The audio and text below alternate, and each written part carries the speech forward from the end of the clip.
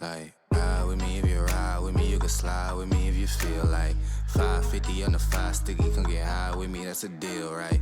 Ride with me if you ride with me, you can slide with me if you feel like 550 on the 5 sticky, come get high with me, that's a deal, right? That's a deal, right? That's a bet, right? That's a bet, right? That's a deal, right? That's a deal, right? That's a bet, right? That's a deal, right? That's a deal, right? That's a bet, right? That's a deal, right? That's a deal, right? Ayy, coming down like precipitation. I ain't never met a limitation. Hater plotting my elimination. Gotta go to Google for the information. I'm a superstar, so I gotta shine. Top dollar be the bottom line. Bottom feeding niggas out of line. Turn your heart rate to a dotted line. Yeah, my zodiac probably dollar sign. Got the energy to win it, my nigga, I'm feeling great. Got a date with destiny, focusing on my fate. I don't give a fuck what you rapping, you been a fake. I'm everything that they ain't, it can't be, it won't be. Wanna see me fall, I can't go, I won't leave. Coming from the block with plain clothes and police. Straight up to the top with bankrolls and rollies. Ride with me if you ride with me, you can slide with me if you feel like 550 on the 5 sticky, come get high with me, that's a deal, right? Ride with me if you ride with me, you can slide with me if you feel like 550 on the 5 sticky, come get high with me, that's a deal, right? That's a deal, right? That's a bet, right? That's a bet, right? That's a deal, right? That's a deal, right? That's a bet, right? That's a deal, right? That's a deal, right? That's a bet, right? That's a deal, right? That's a deal, right? Ayy, 12 can't really stop shit, so I'm still pushing like a mosh pit. Ice dripping, think I'm hot shit. In the yellow bucket with the mop stick. I've been jugging jams like wholesale. Everything must go sell. Hitting bitches with the old well. Need 100 million on the low scale. On my worst night, I'm the best nigga. Wouldn't mess with you, couldn't cap to him. Homie spotted me like 700, brought 1100 right back to him. If I can't do it, then it ain't real. I just make dollars, I don't make deals. I've been going hard in the paint, still blowing kush clouds till I can't feel like. Ride with me if you ride with me, you can slide with me if you feel like 550 on the 5 sticky, come get high with me, that's a deal, right? Ride with me if you ride with me, you can slide with me if you feel like 550 on the 5 sticky, come get high with me, that's a deal, right? That's a deal, right? That's a bet, right? That's a bet, right? That's a deal, right? That's a deal, right? That's a bet, right? That's a deal, right? That's a deal, right? That's a bet, right? That's a deal, right? That's a deal, right?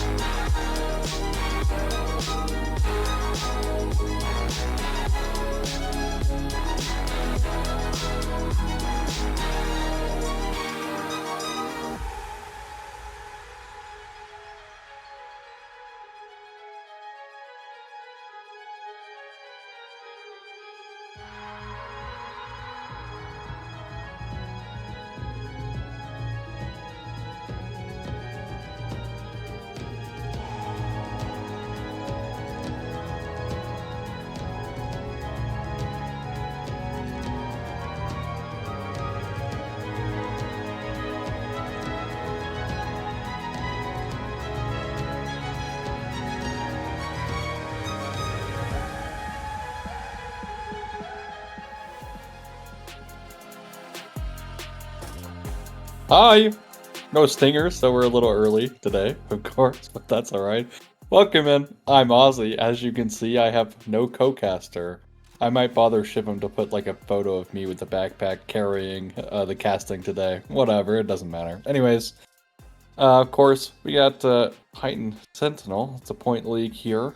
that's been happening. We're going to be doing the semi-finals here between White Lotus, Jasmine, and Akreyma's Kittens here. Now we get into the draft here, so I'm curious what's going to happen. The White Lotus has definitely looked to be the best team so far from what I had in my very minor look through in terms of research. Urgot Manaway is not at all surprising there for Fiesta. Zehen as well making an appearance here. Still doing pretty good despite the jungle nerfs, which has been a bit of an annoyance if you are a Zehen jungle enjoyer. Now, as an FYI, Shyvana is still disabled, will be disabled for the finals as well, so no Shyvana going through for every other game for today, or for this league. So don't need to worry or talk about that. J4 Mundo bans from Akreyma's Kittens coming through here, which good jungle bans, really solid. The Mundo can be annoying. And then you have the Zoe, who's also pretty annoying to play against if you're not as good at preventing her from allowing, but I'm going to see the Ashe first pick. I'm co-streaming NACL, and been able to see a bit of those games. Hello, Satyr, and we're going to have Satyr join me for today. But Ashe first pick, pretty popular in NACL so far. Only on day 2, but this is holding true for Titan Sentinel as well, as we get the Sivir and Bessa answer. And Bessa's priority has really been skyrocketing all the way throughout the leagues that are playing on Life Patch. In ACL, it's very high prio right now. You also have M600. It is the most popular champion in M600. Of course, again, this is Point League, so not necessarily M600, but still effort present. And we actually see a Nasus coming through for AK. Ozzy, come here to me. I'm joining you for today, okay? I'm going to join you quickly for this cast. So, now that I'm joining in, is this normal? Yeah, what do you mean? Is Nasus normal?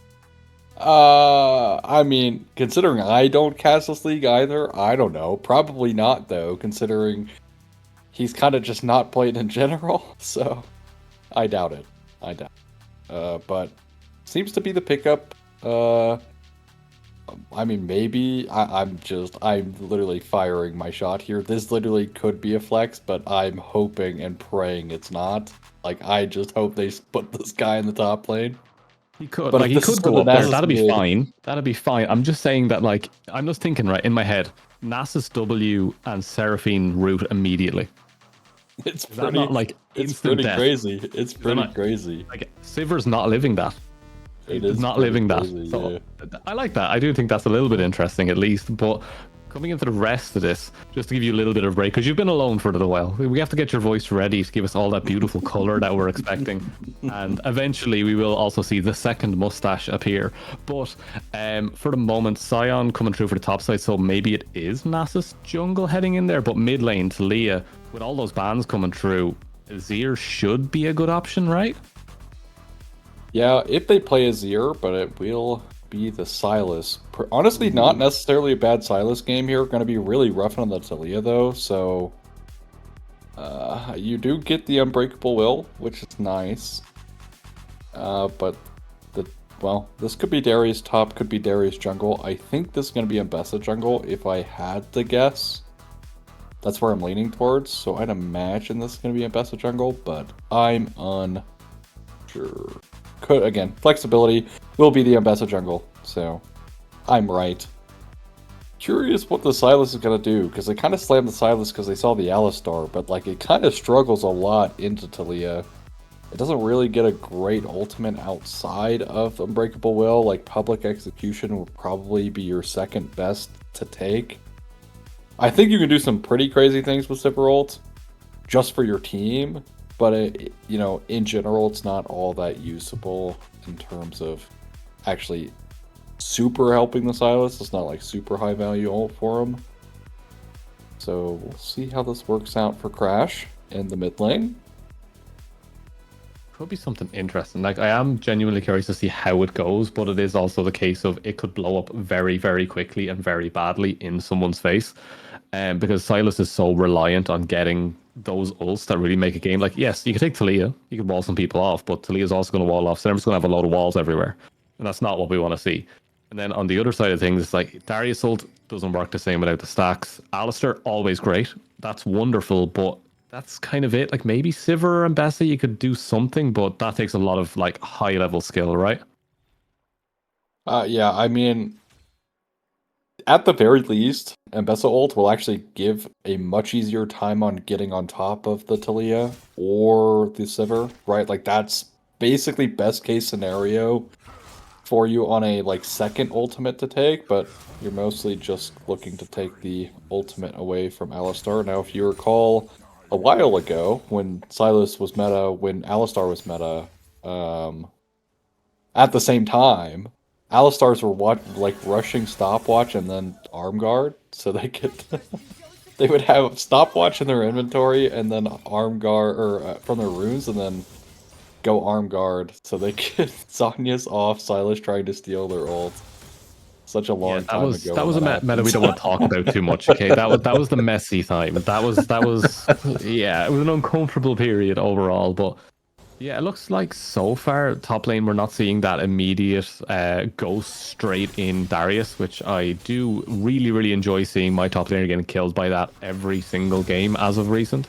It has been absolutely crazy at about 600 LP, and I just don't want to do it anymore because bot lane is the worst place to be right now, Ozzy. And every single time you watch something happen on the rest of the map, you're just screaming internally because you know the game is over. But junglers... Nasa's timing is so slow compared to Mbessa. Like, look at the difference here in the camp speed. Yeah, I kind of would have hoped this was Scion jungle instead. Has a little bit of a better clear, but unfortunately won't be that. Now, that being said, Nasus actually gets a lot of stacks from the jungle, but Stepper's in a lot of trouble here. This could be something big. It actually gets knocked back in. Crispy could have flashed for that one, maybe. Amp. I would have screamed if they got that kill. I would have screamed. I would have lost it. I also I was on the like literal edge of my lip biting it because like there's no way you were about to kill your AD carry there, but it worked out. Stixay Tristana, was that the famous NA moment? Oh god. Yeah, that was it. Yeah, I can feel the hatred for me reminding you of that moment. Yeah, it was Stixay. It was a Trist launched Cassio in. Koisun also had the Tristana game, from what I remember, but there's been a lot of disastrous NA Tristana plays, actually, if you really look back at history, to be honest. Yeah, leave it to Reckless. He was in Sweden, okay? He was in Sweden. He knows what he's doing. But, oh my god, looks like Ambessa's out back on the map, and Nasus is like, yay, first scuttle. Like, it's so sad. You know what's crazy is like if Beer was actually kind of in like the knowledge of Aftermoon being behind so much in terms of time, this should have been a very easy double scuttle. Like this should have not have been Nasus somehow gets a scuttle here. This 100% should have been a double scuttle. In fact, I think Beer could have maybe leveraged the clear speed difference by going for like an invade, which has actually been pretty popular. Steppers, though, we've stayed on a good spot. Yeah, I was holding my breath there because I didn't want to be mean, but Steppers was stepping up way too far forward for zero reason there. And like, I know that Alistair's on the way back to the lane, but you don't need to walk into XP range against an Ashe Seraphine. The slow plus Seraphine's passive on the E. It is going to ruin your life, and you have no choice. That's Ghost. That's Ghost. Darius is going to go all in on this one. The flash is available for Dommy Poppy. He needs to make the decision whether he wants to leave or not, but he actually holds it. As we do see the gank now coming in. Beer is going to arrive. Crash Bandicoot needs to flash, and that is a lot of summoners burnt everywhere. Yeah, good.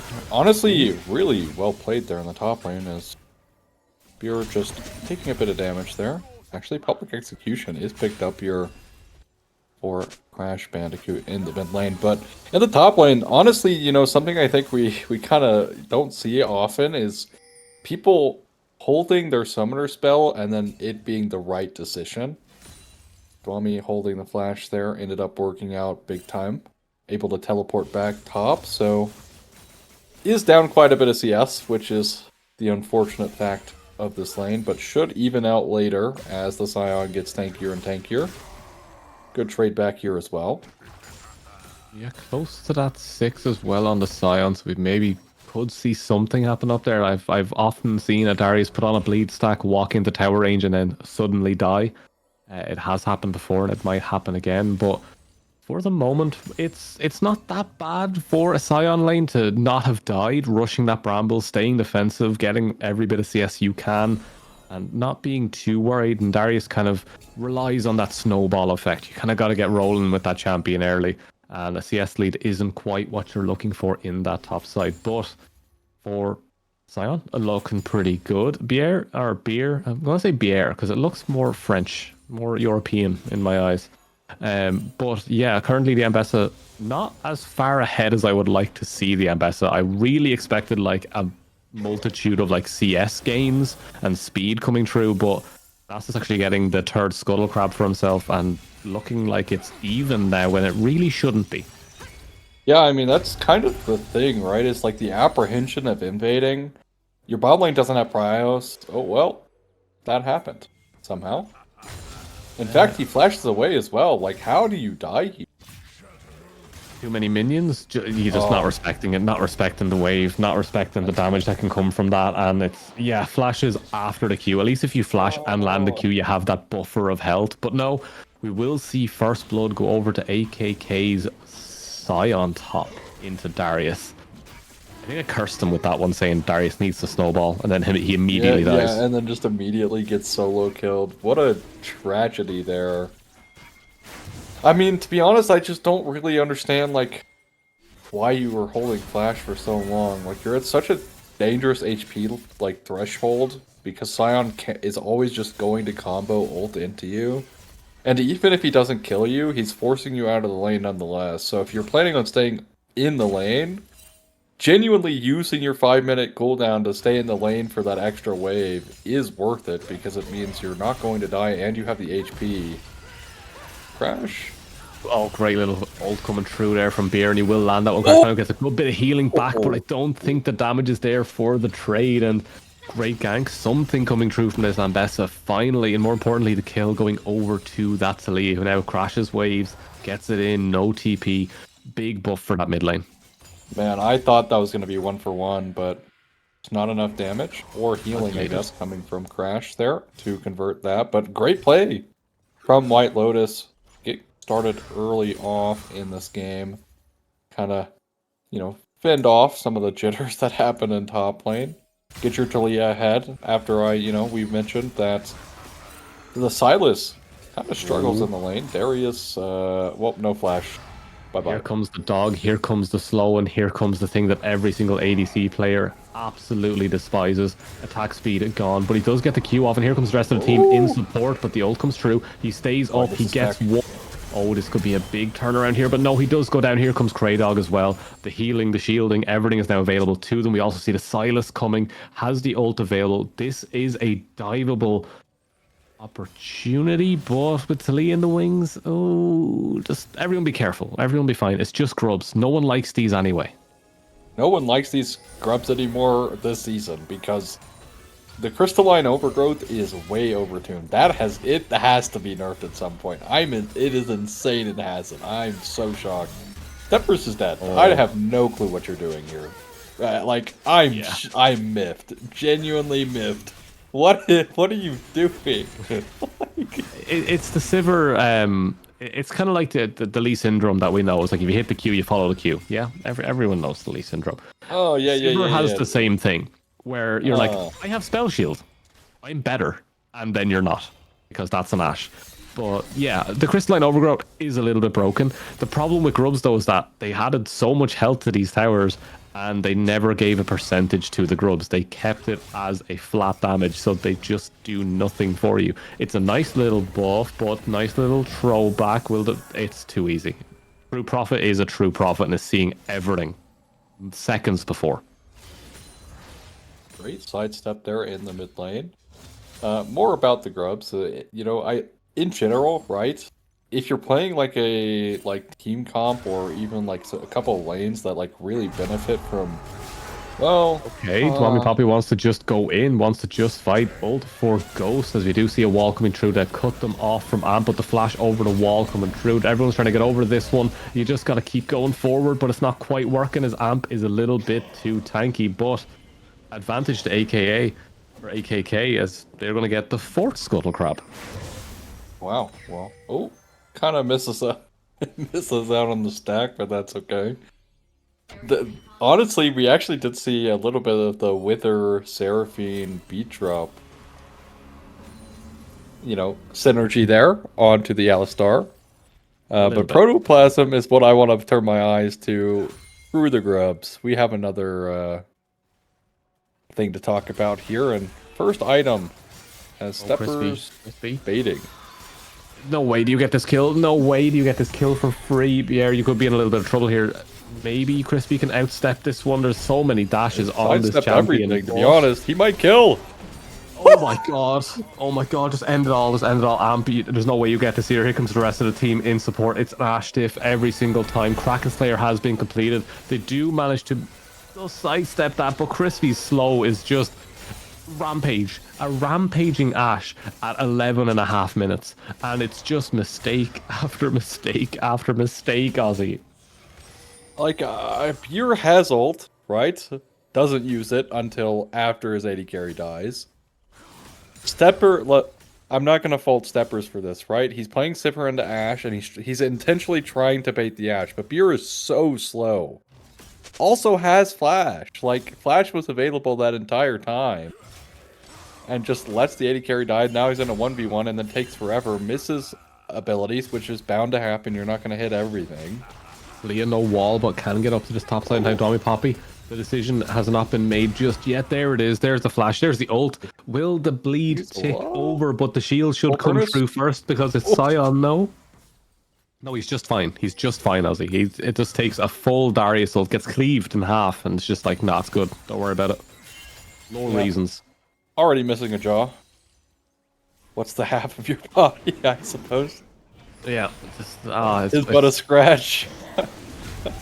It is bad to see, though, that, like, this is the play they made. They don't get anything out of it. They just get a flash. They lose the Drake. They've lost Bob. He went in.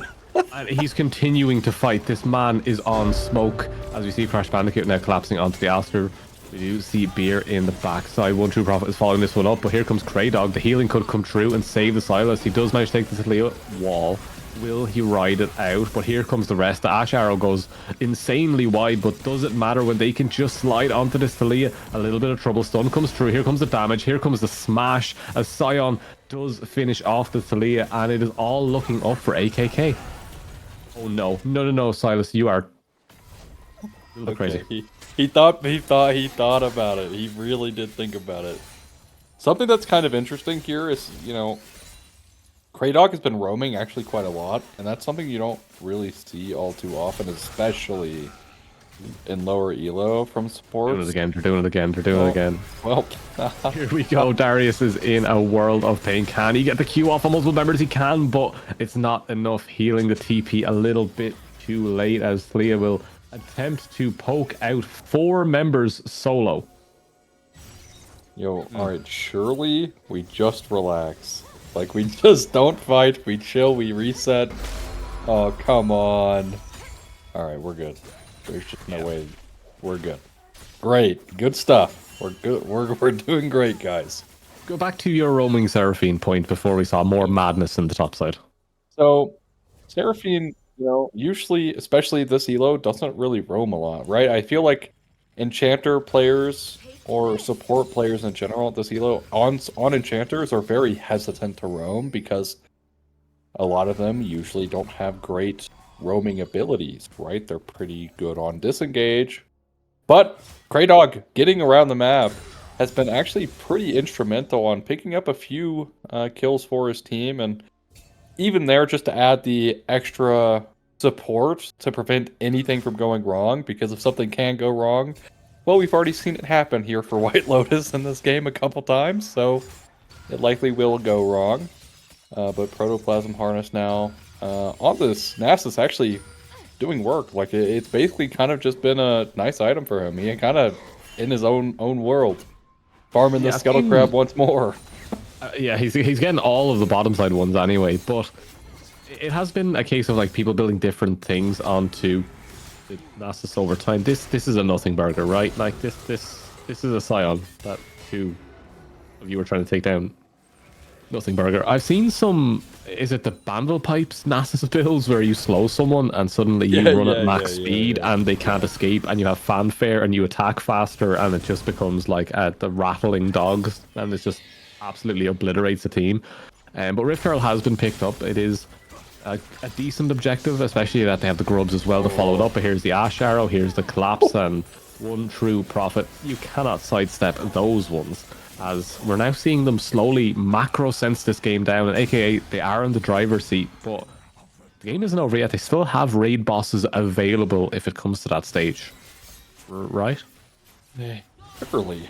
I mean, so what's interesting about that mid play is there was kind of nothing Prophet actually could have done, because he had to dodge the Silas chain.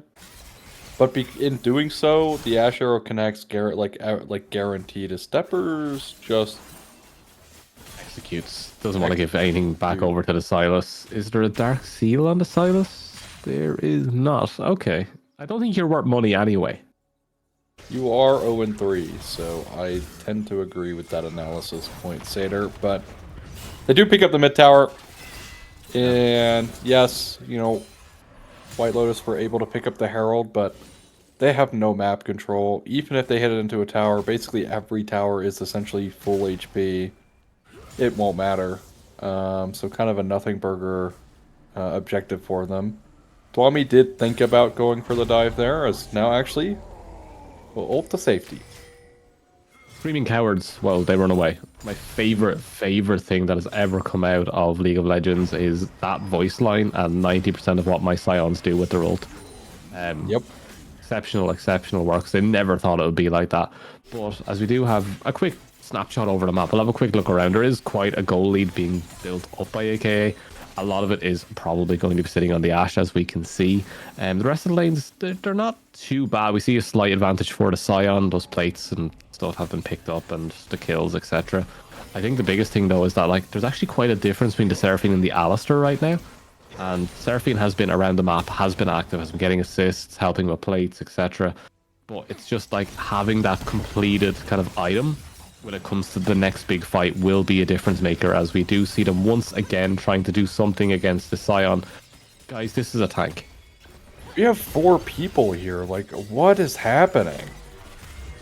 Oh, no.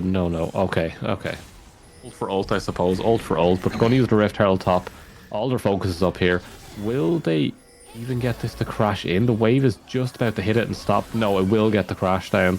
That's not too bad. They will get one objective bounty, but as they push everyone top, Nasus is down bot going, cool, I will use this for stacks. Not for the actual Drake, just for stacks, because that's more fun. Steppers has to make a choice here. When do we use Spell Shield? Oh, there it is. Not in time. Ooh, no, here comes the Thalia. Okay, so it's not too bad. A Spell Shield didn't quite stop the Wither. But the second Wither comes through, a little bit of minion block coming through, and Aftermoon is just going to walk forward into them. Does not care. Here comes the Qs, here comes the damage. Steppers walk melee rage. No! The kite. No, there's one, and he's going to turn around. He's going to go for number 2. The headbutt pulverize. Maybe should have just headbutted it, but no, they will get the shutdown. But it goes over to the cow. It's so tragic for White Lotus. It's just like every play that happens is just more and more sad. As Amp taking a desperately needed shutdown away from True Prophet. Here is Beer. Does manage to get away from that one, as the ult is a swing and a miss from the Seraphine, but Crash Bandicoot is deciding he wants to fight this anyway. Takes the Alistair ult, does miss the second part of the chains, but will pick up the Alistair ult, will get really tanky to tank up smallest amount of damage. Probably could have held that one, buddy. But they continue this assault on the tower. And maybe just back off around this timing. You've just got a nice little influx of gold. Let the waves reset just a little bit. But no, Kraydog is playing with fire, recalling in that bush. Just a little greedy there, but recognizes the error. So AKK, I think we're in an interesting position when they respond to that top Herald play from White Lotus as well.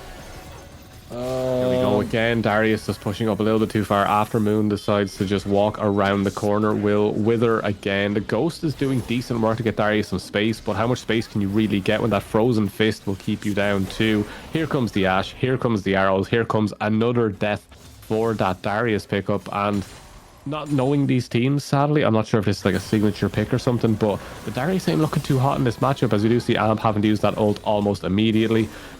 They're still going to be able to get those slows, then they're going to be able to keep the Alistair here for a little while at least. But the pressure they're applying in every lane, moving, getting a chip here, a plate there, constantly moving around the map, it is suffocating against White Lotus. Yes, it is, and they could have suffocated a little bit harder on the side of AKK if they had simply just ignored their Scion like they should have and just went mid. Mid tier 2 would have been easily gone.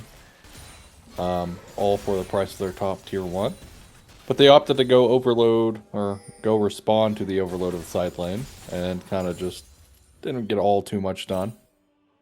So, a bit unfortunate. Could have pressed their lead a little bit harder, but who cares? They're winning, okay? They're winning. And the most winningest person in this game is Crispy on the Ashe, who continues to be a thorn in the side of White Lotus, so to speak. Yeah, this is going to be a tough kind of turnaround here because Crash Bandicoot, I feel like you're not strong enough to take this 1v1, even though your team is so far ahead.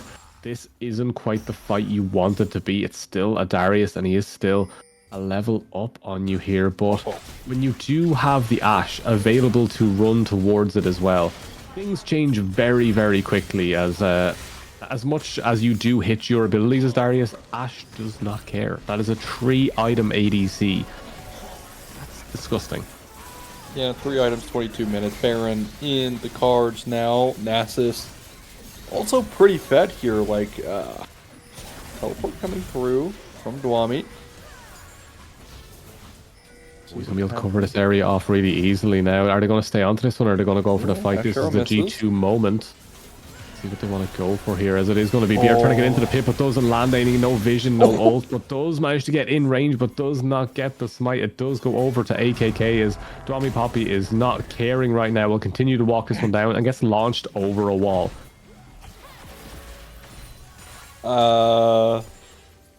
Prophet uses ult at some point during this, and I'm not quite sure where the ult was going, but it went somewhere. Just to put up a wall. Sometimes you just gotta build a wall somewhere, but as this dive is going to come through, Darius does manage to get onto the back, will manage to pull Crispy in, but the tower does go down. They try and get the reset. It goes onto Kraydog. It is 1 kill for the Darius. They get something out of this, but members are falling left and right. Crispy is not down, does get knocked up, will get his throwback from the Silas, but Dwami Poppy will get onto the back line. Aftermoon will also do the same, and 1, 2, 3, they all fall down.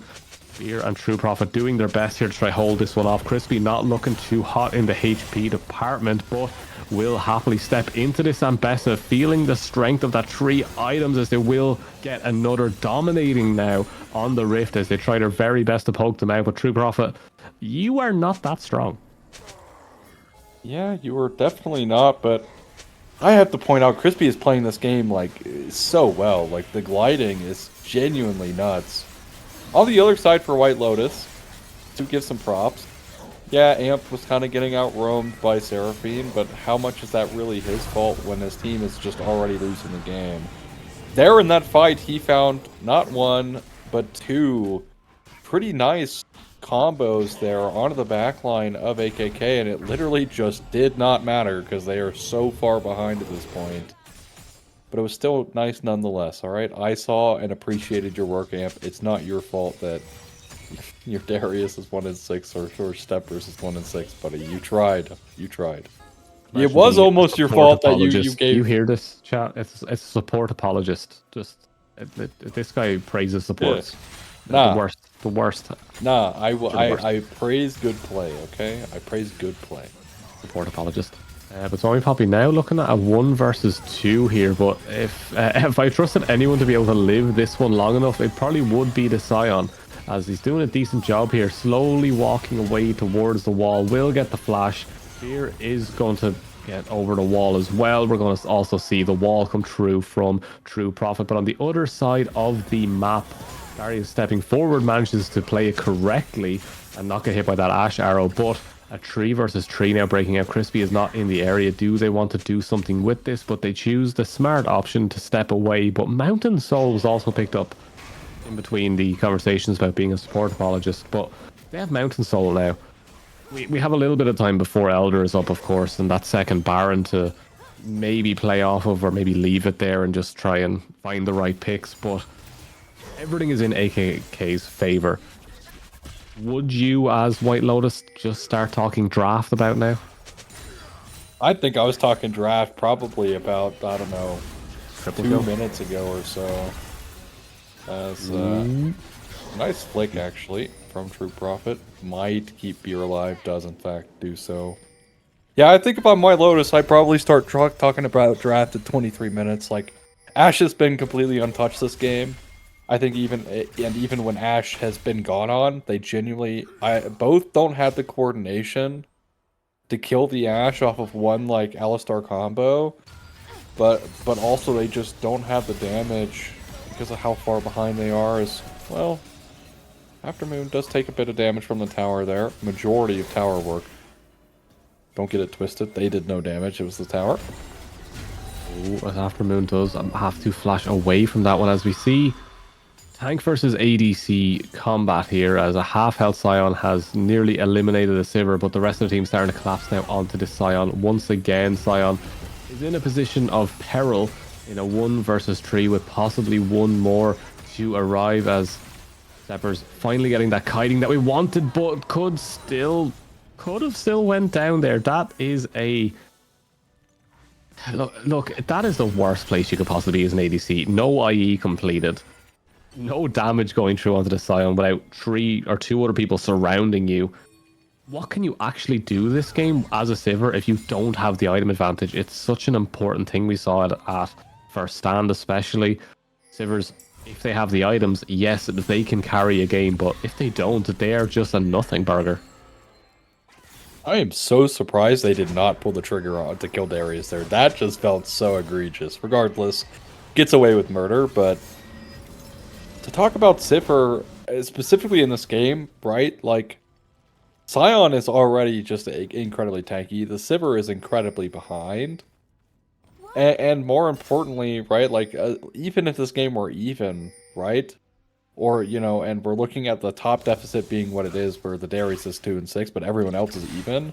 They don't really have great space creation to allow the Sivir to actually breathe this game either, right? Like you really, I guess... You have a Talia carpet, and you have an Alistar able to headbutt one person away, but you still have to deal with, you know, long-range poke coming through from, like, Seraphine, right? So it's actually, well, Swampy has been getting caught out multiple times in a row here. But he does manage to ult and make enough space for himself that Sivir is tickling and now doing more damage to themselves than Scion took in the first place, while 4 members attempted to collapse onto that Scion. Baron has just spawned. 4 of you have went bot to try and get 1 bounty and an ult out of the Scion. You're giving up a major objective on the map, which is pretty much the key for AKK to unlock the base. This is how they get those towers down finally. Crystalline plus Baron, they're getting those towers. And with Elder up in a minute, you lose an inhib or 2 in this next minute, your game's cooked. Yeah. To be fair, though, I don't necessarily hate it. It gives them gold in the mindset of, like, hey, if they are going to try and play for a win, doing it at Baron is pretty impossible. Their only hope is this Elder, right? That will give them kind of the event, like, way kind of back in. But now they have to do it without being able to get as easy prio, but a catch might be good. Could be good, could be something, as Kraydog is going to get caught. It is one. Here comes the Ash Arrow, lands onto True Prophet. A major damage source here for White Lotus. Couple of seconds fought for them. Adley's as Crash Bandicoot attempts to fly in. Will use the Alistair ult. Is now exceptionally tanky as the rest of the team. Here comes Crispy. This is the moment he's been waiting for. They're all grouped up. That's one. Trade over to Crispy. Goes on to the second. Double kill. Triple kill. Crispy. This could be an easy pentakill as there is nothing they can do and it isn't given. The dog takes it.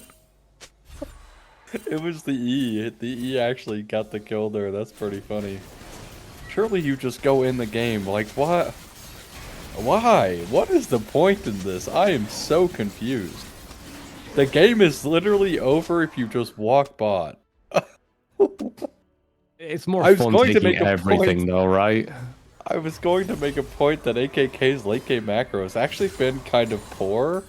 And this is literally just emboldening that fact. Like, they just won. Like, this should have been game over here, but yes, it's Baron, it's Elder. The game is probably still over. Alright, let's just keep it at that. But they did not have to do this. They're going to end the game with no contest, meaning there's zero risk of them losing at any point. But now, every time they give a chance, it's a chance nonetheless. Even if it's very small. Their macro is really good.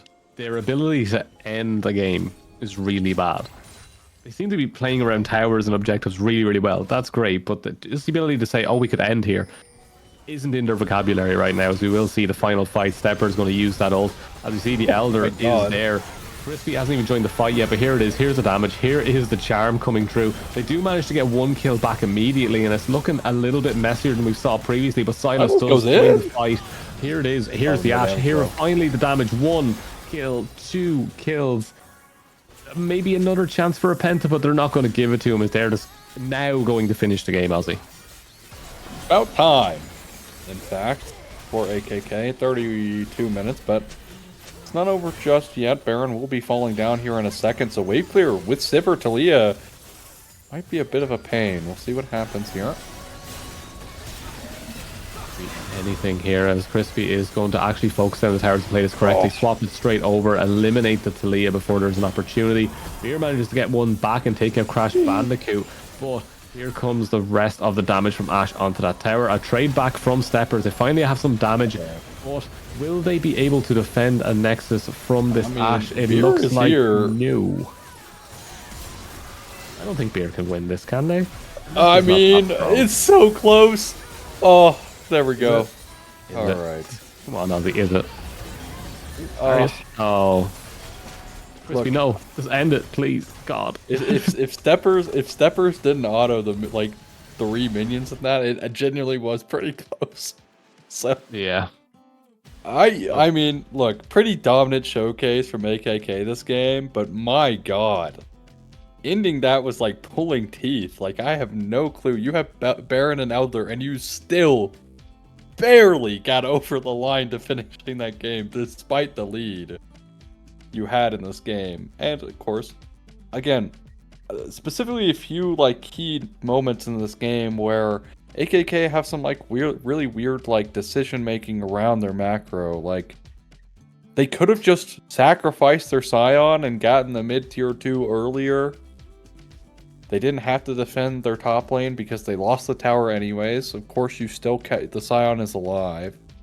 But at that point, it literally doesn't matter if Scion dies. There's nothing they can get out of Scion dying that they haven't already gotten. But yeah, also you have to remember, it as much as it was an AKK win, it felt more like a Crispy win. Yes, it did. It very much did, Satyr. It very much did. Like, the damage graph alone. This is disgusting, by the way. 20-0-5. When I said he was untouchable, I genuinely meant it. That is insane. My god, I've not seen a like single-handed performance like this in quite some time. Yeah, it's like a 7k difference. Also, you're in Australia, right? No, I'm not. That would be Geppetto, not me. But okay, no, because it's just Aussie. Immediately, yeah, no, I was just like, okay, because that means we're at a 12-hour difference. No. We're literally on other ends of the earth. In America, it would just been it would have been cool. It would have been nice. But yeah, no, that was the Crispy show. From start to finish, that triple kill at the start was just a culmination of mistakes. that led to a catastrophic ending because Crispy finished the game 20-0. And we shouldn't see that again. But if this is how the series shapes up to be, everything just ban ADCs, force them onto Zig. Even sacrifice your next game because of Fearless. Literally sacrifice next game, pick every 80 carry you can, ban every 80 carry you can. Yeah. And you just all you can pray.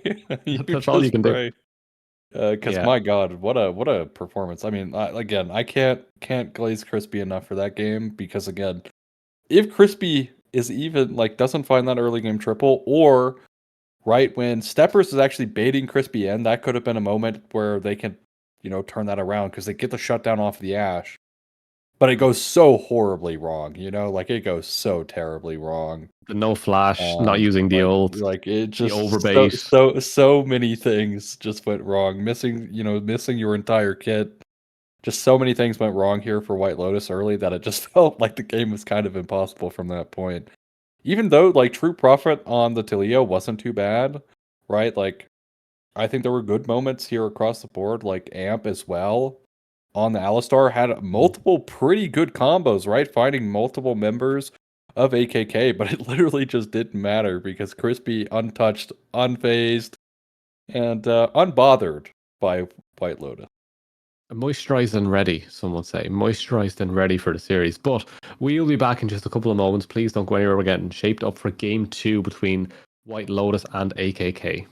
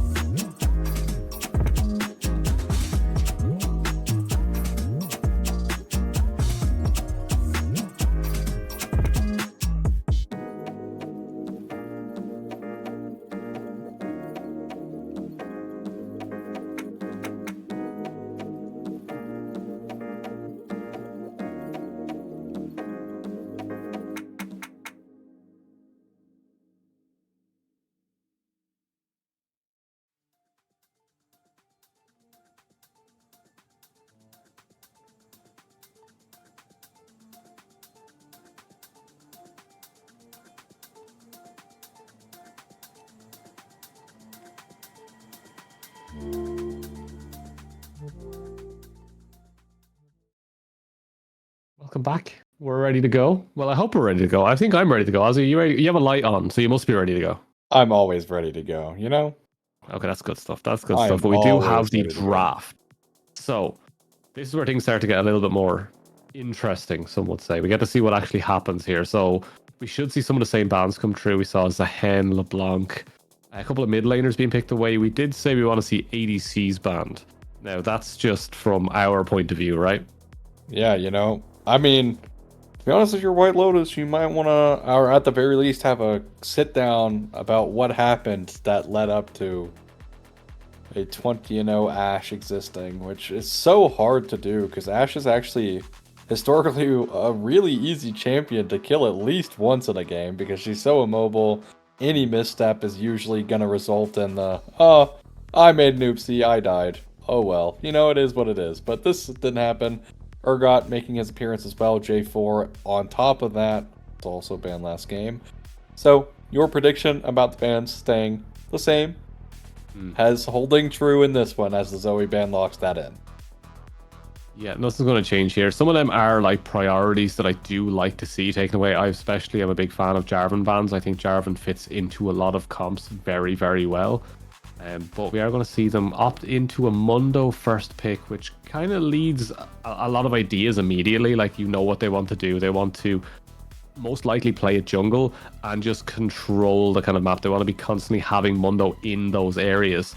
And then on the other side, we're going to see the Aatrox come through, which isn't a bad pick into Mundo if you want to go down that route. And then a Varus. Okay, so yeah, they said you've picked Mundo. We're going to say no to that because Varus, historically, if you go on hit Varus, you kill Mundo very, very quickly and very easily. So far, I'm happy enough with AKKs. I keep saying AKA. It's just a bad habit. AKKs. And then Ornn, they're just going full tank into Varus. Well, definitely forcing the Varus to go on and hit this game. Of course, the Yunara will come through as well. Probably the best part of their draft so far. Though, depending if you've been following NACL that's been going on, of course, it's 2-0 in NACL, having absolute dominant performance in both games, like 20 kills across 2 games. Pretty insane stuff. Of course, that's also Fearless, so not a lot. But Mel, who's also been very popular with the NACL mid laners, been pretty high prio, picked and banned quite a few times already. So we'll see if Crash Bandicoot can kind of reminisce in some of their success and have a successful mid lane of his own. Lacking on the Sylas last game, but of course, Crispy was there to bring it home for AKK. You know, dragged the entire team to a victory, kicking and screaming because they just did not want to end the game for whatever reason. They were trying their best to just not end. They wanted to make the game go as long as possible. Yeah, Mel is a champion my partner's recently picked up. Absolutely loves it. She can't stop playing Mel. And I remember telling her, like, Mel is not competitively viable. And now, all of a sudden, through all the nerfs that have happened to Mel, now suddenly we're starting to see her more uncompetitive. It is the most confusing thing I've ever heard. Like, they got rid of one of the biggest things about Mel's kit, and now suddenly she's competitively viable. Like, someone explain that to me, because that is the most backwards thing I have ever heard. So, well, we'll be the Soraka here into the Karma. I mean, anti-heal is going to go insane this game. I will just say that. And is that Jasmine pick true? Surely that's not true, right? As far as top? Oh, nah, please, that is not, like, nah, that is not real. That cannot be true. If it is Varus top, I am so upset. Like, Varus top, Aatrox jungle, Mel. Yeah, it has to be. That's the only way this works if the Cassidy is correct. So, That's Karma's top. Oh, please. Okay, no, we're good. It is Varus top. Like, what is the point? Okay, so here's the issue, right? When Varus top was popular before it got nerfed and Dusk and Dawn got nerfed, it worked because your team had good front line, and that was because this was before all of the enchanters started popping back up. The only enchanter played at the time was Karma, right? You still had Rel, Leona, and Alistar, being played basically every game. So you could get away picking a top laner like Varus because you didn't need to be that for your team. Well, now we're in an enchanter meta, you have a Karma. You also drafted Aatrox jungle, meaning you are just completely hoping to God that White Lotus cannot find a way on top of you with a Mundo Ornn. Yeah, look, Ozzy, I've spent a while as a coach, drafting coach, analyst, head coach, done a lot of these things. This one hurts. Just watching this hurts. Like the Varus, I was so happy to see it on hit Varus, double tanks, Karma to go with it. Everything looks good. Just pick a Renekton or a Gnar, just be normal. Be normal. But instead, they've said, you know what? You were really good on Ashe. Let's give you Mel. See what you can do. I hate it. I hate everything about it. What's crazy as well is Gnar has had such a massive resurgence recently. Like, it is an insane resurgence. My favorite top laner. He is getting picked so often right now in competitive. Across the board, right? You're looking at like EU Masters, you're looking at NACL, M600. Like, Gnar is just on the rise. But at the same time, like, why would you not just put your Varus bot lane? Like, Varus into Yunara is a fine lane. Like, I'm so lost at what the decision making was. A free anti-heal as well with your Hail of Arrows. I'm so lost. It is actually so frustrating. It is so frustrating. Like, why? Yeah. But to talk more about the Mel, Mel actually, I think, funnily enough, Riot kind of forced themselves into like a weird hole with Mel after her nerf. Because you're like, yeah, well, we didn't want Mel to kind of have like this build-up artillery like poke style where she's just perma-spamming her Q, right? So they reduced the range of her Q. But now, because she has so much burst damage on her kit, she actually is safer than the ult Mel. Because she just hits her Q once, you're half health, she walks away until her Q cooldown comes back up and then kills you on the next Q. She became a slower form of artillery, is what you're saying. Essentially, yeah, and she's safer doing it, which completely went from against, a mortar to a railgun. Yeah, exactly. Of course, she still has the problems of mobility and things that get on top of her will stay on top of her. That's just a Mel problem in general. But her mana burn is incredible. Like, she goes through mana so quick. Yeah, that as well. But generally, I mean, honestly, now the mana is kind of not even a problem because you do so much burst damage, right? Like, you actually will kill people now with your mana pool. Before, you were kind of like hoping you get enough overwhelm stacks and then kill them through your overwhelm with your ult. You can still do that. Your ult just does more damage. Doesn't need as much like up from your stacks to do the damage. Oh, Jungler's looking to go towards this top side though, but priority heavily in favor of True Prophet. So after Moon, maybe don't go for this one. Yeah, you're playing a jungler with a pretty good clear speed as well this game. On time with the Aatrox jungle, which actually fell out of popularity really hard once he got his jungle nerfs. It's basically pick ban every single game. He got his jungle nerf, and he literally was not played jungle a single time. Well, that's not entirely true. He did still get played some. Just way less than what we were seeing it. Great dog. Doing God's work here, holding the way. As True Prophet is fine. Walks away. Support apologist, again. Always hyping up these supports. Look. Can't be dealing with them. ADC mains, we can't be listening to you. Can't be doing it. But yeah, I haven't played a lot more ADC lately, but I am a Varus player. I know I'm known for Jinx and being that couple mil mastery Jinx player, but Varus is my go-to if I can't see a good angle for a Jinx or Jhin isn't really working because I have a couple of tanks. So Varus would be something I play quite a lot.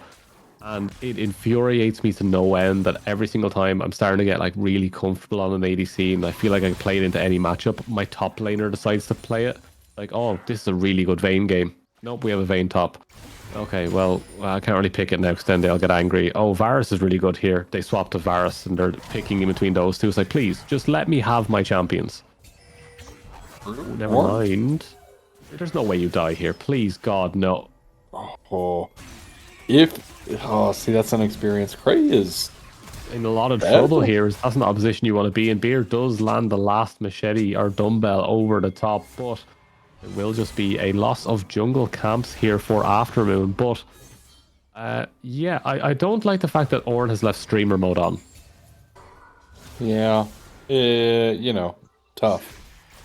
Unfortunately for us on the caster desk here, but Dwami actually being uncomfortable with Varus shows, because unironically, if he just knew that if he flash autoed and then eat there, it killed Ornn, that would have been first blood right then. But again, maybe this is why top laners shouldn't play AD carries. Here, a load of trouble here. No flash available, and here comes Aftermoon, but has to back off from this one as the rest of the damage coming through. Chris in a load of trouble, but the turnaround comes through. Crash Bandicoot doing the first blood to the Yunara, but the trade back coming through. Crispy once again getting something out of nothing is in a world of hurt though, and thank God that Victor Laser is not upgraded, or that Mel would have been Crispy.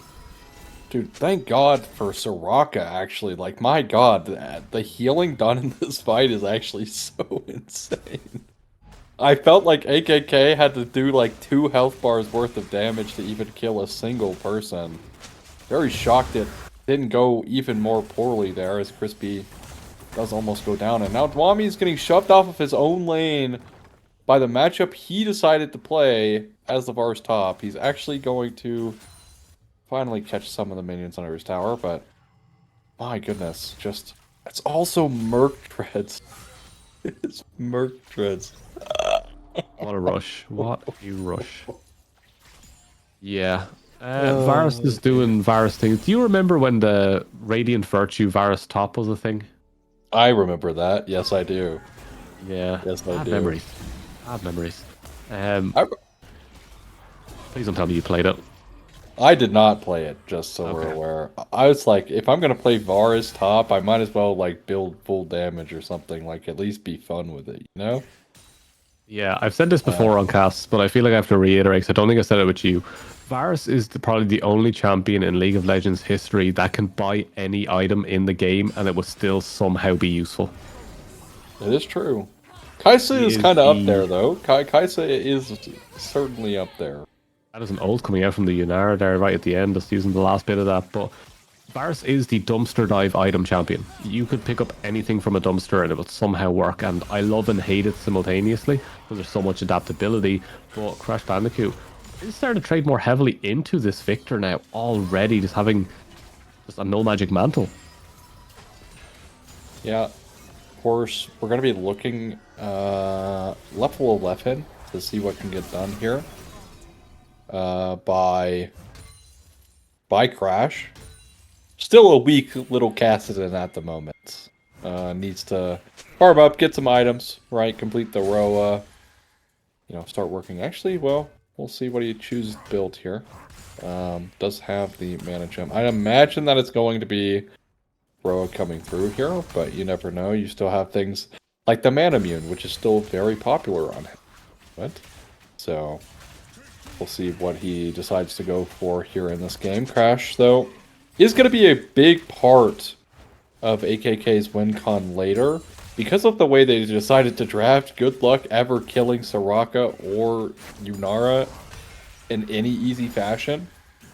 It is going to come down to like whether or not Crash Bandicoot can have the late game impact from Kasten blowing up the squishies for AKK, whilst this top lane Varus treads through the front line. Yeah, it's a very vegan start to this game. I'm not going to lie. Very, very vegan. Kills and a trade of a break and possibly grubs. Back and forth. Nice, quiet start, but I think that heavily lends itself in the favor of never mind. Yunara wants to step forward. Steppers trying their very best to be on the winning side of the bot lane this time around, but A gank possibly from the top. A good flash from the Ornn, but the turnaround is here. Aftermoon now in a world of trouble. Flash not being expended till the last second, but it is too little too late as Beer manages to pick that one up. And now the crash from the bot. They want to try to get something while everyone is top, and it amounted to nothing. Never mind, vegan game is over. Yeah. This is another instance, right, where we see like a player just not flashing for so long. Like, I'm pretty sure the Scuttle Crab actually saw the rotation, so I have no clue why Aftermoon decided not to flash until way too late. Basically, you need to treat your HP pool as, like, I don't know, God or something, because you need to treat it more, you know, with more respect. Because you flash at like 2 HP, the chances you die go up so tremendously than if you had just simply flashed the Ornn. If you do that, you literally live. He gets the ult, he ults away, and lives. No problems, no questions asked, just simply able to run away. But he chooses to flash significantly too late and still dies, which is literally the worst case scenario, because you lose your summoner and you still give up the gold. Yeah, it is. It's a sad one. Like, sometimes you just feel so confident in your ability to escape these, and you just mess it up. But I do have to say that, like, the Kassadin only being down 2 CS, well, depending on how many he gets from here, only being down a couple of CS, we'll say, is one of those things that always scares me when you're playing Kassadin or you're playing with a Kassadin. It's like, how are you doing this? How are you staying up with the Victor, the champion that shoots lasers into waves, and you have to step into them? How does this work? How do you do these things? But we do see that White Lotus starting off much better in the dragon capacity, as we do see Ornn in a world of trouble here, and there is finally some damage coming out from the Varus.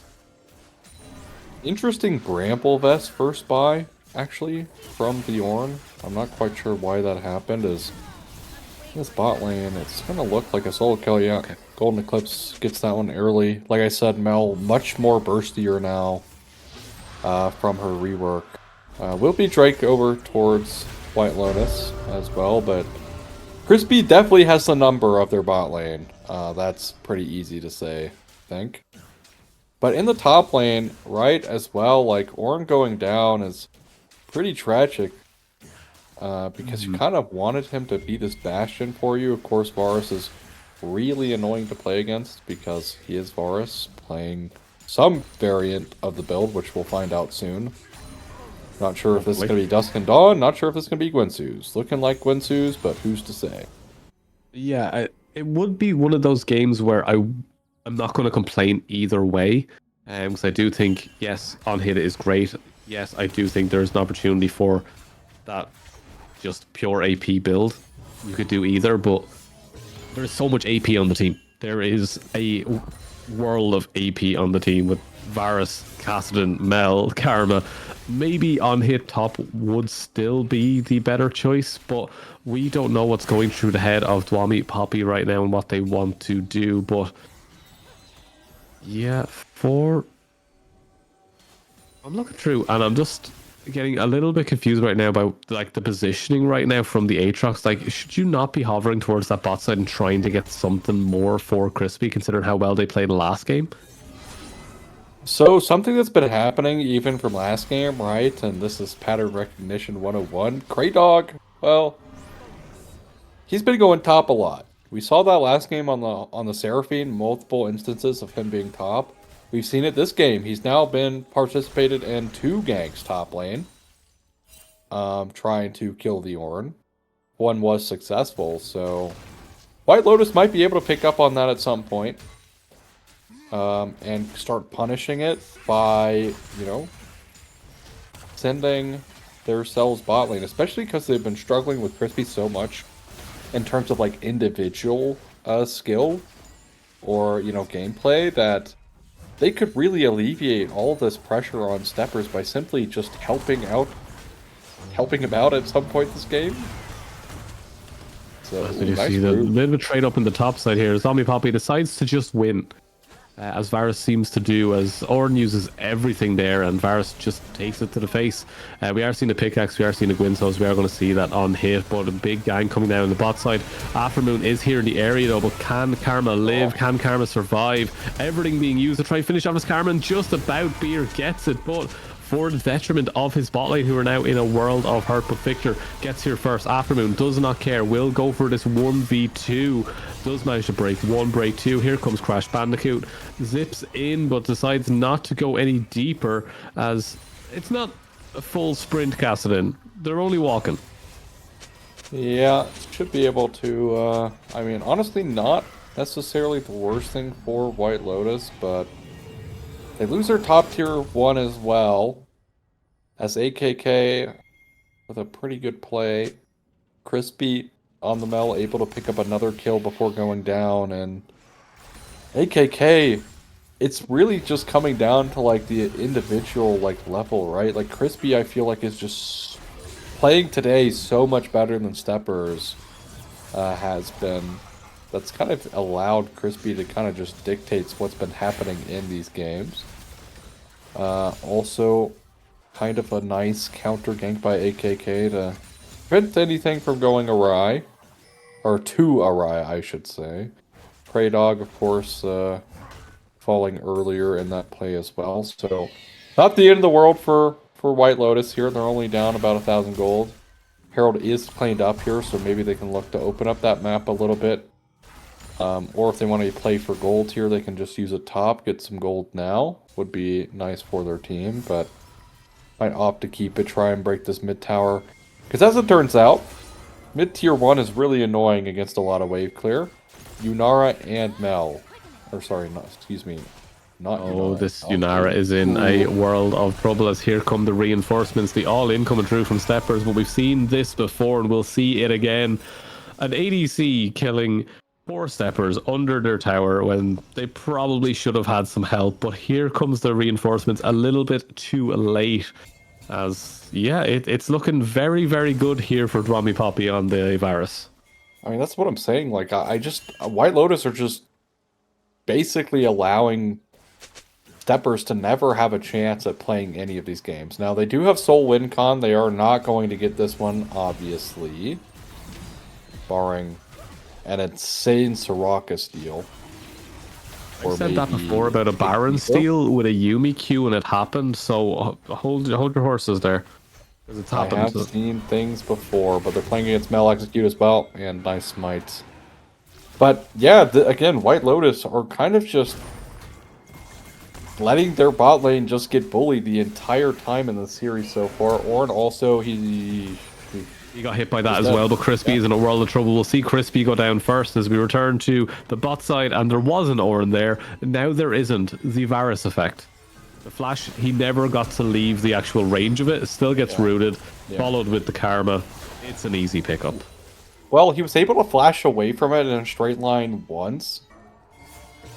So I think in his mind, he's like, oh, I can just keep doing that. But in reality, like, first of all, you should never flash a straight line ability in a straight line. Because your ability to parse the information that you'll be a safe distance enough away to not get hit by it is very, very, very hard in the moment when you have such little time to react. So you just flash to the side, it's infinitely easier, infinitely safer. It's now Crash Bandicoot on a wraparound here.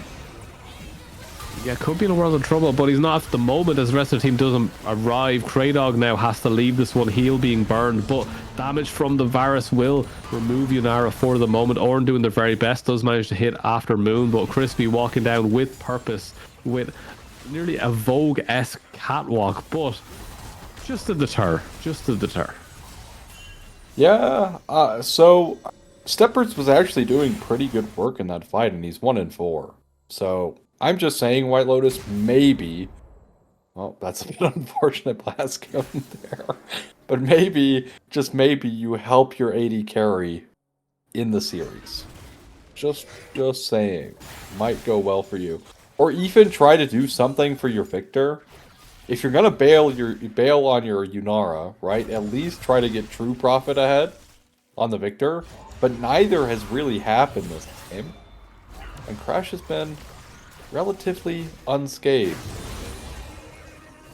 For now, as we do see, there's a collapse onto the Castellan, who is hop, skipping, and jumping to the best of their ability. Is low, will flash, and here comes the return from Aftermoon, but there's not really much you can do. Look, it is a slower paced game from AKK. They can't really force fights like we saw before. If they're running, they're running. There's going to be no turnarounds, but that's not really the fight we want to see from them. Crispy's not going to expend the ult. But yeah, we return to this bot side where Vara's picking up a CS lead, picking up a plate lead, kill lead, item lead. He's having a great time. One of those games that you don't believe you're having in solo queue. Yeah, this bottling tower is not long for the world. Dwami Poppy will give it a second breathe, though. As we'll go back. Does have the Terminus unlocked here. Definitely the most fed member of AKK at the current moment. Wits End purchase here could be quite nice for the Varus. Could also be Bork. So we'll see. We'll check in on that as he gets more items. But I do worry just a tad smidge here for AKK. Well, Orin, Okay. sure, like... it's a sad day for Orin when you see, like, yeah, you survived that much, but here comes the rest. The collapse is through. Nice. Oh, he's trying his best. Yeah. Still, I mean, it's just... Like, you're in a bad matchup, but at some point, you literally could just go match the Castellan. Like, the Castellan, in theory, should actually never kill you. Yeah. He's building armor, like, bro, look at their comp, like, this. The armor is not helping you against, like, on-hit Varus either. Like, it's split magic damage, brother, please. Better off just going Swifties at this stage and just try and get that speed back. Stop just Like, look at slow your effects. death log. It's right there. It'll tell you the damage you're taking, please. Yeah, it does have the King of the Rukern, and it is upgraded. So has opted into at least that end of it, but it is still messy stuff coming out here from them.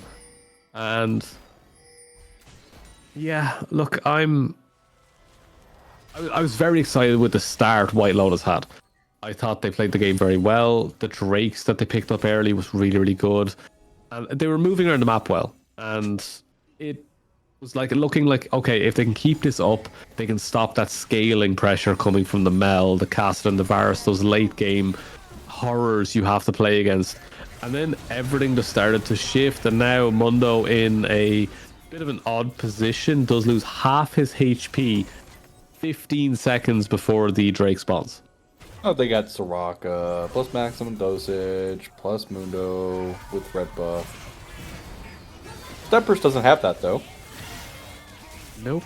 Steppers does not. As you see, Beer now in more pain, more hops, but does manage to step away from this one. Does manage to get a Heartsteel proc off, and now Crash Bandicoot off on the side against the victors. Aftermoon will change immediately, turn onto that one. Orin did not return the goat, and that is going to be a major fault for us. Crash Bandicoot still buying more and more space. Does not manage to get out, though. Yunara does manage to pick that one up. Stepper's getting something, and the fight is getting very messy. No one able to clear it out, but eventually Varus does get the reset. More damage from the Mel, and it is all AKK from this point on. Can they pick up Dami Poppy? No, the shield comes through. The second shield comes through. It's just not fair. Oh man, I don't want to call anything early, but AKK just look like they're outclassing White Lotus. Like, it is. We've now seen two crazy 80 carry performances on two different people on the same team. I'm just saying, right, Steppers, in this series so far, you are the third best ADC. It's pretty unfortunate. You gotta step it up. Partially, team has kind of just let him die a whole bunch. But in that fight in particular, right, he's sitting in ult because he uses his ult and he's just not auto-attacking, right? Like, CDs are down, he's not walking up because he's too uncomfortable. But brother, you have to do damage, right? Like, even if you die, right? Like, let's assume worst case scenario, you die. But you do a whole bunch of damage. It then allows, your team to maybe clean up some kills, right? Like, you need something, and he's dead again. So. Is he? No, hold on. Okay. I had hope. I had a moment of hope, okay? And it was squashed. Absolutely annihilated almost immediately. But at least there was hope. Okay, Amp, goodbye. Yeah, just... Is it positioning at this stage? Is it just... What do you do? What do you do in these situations?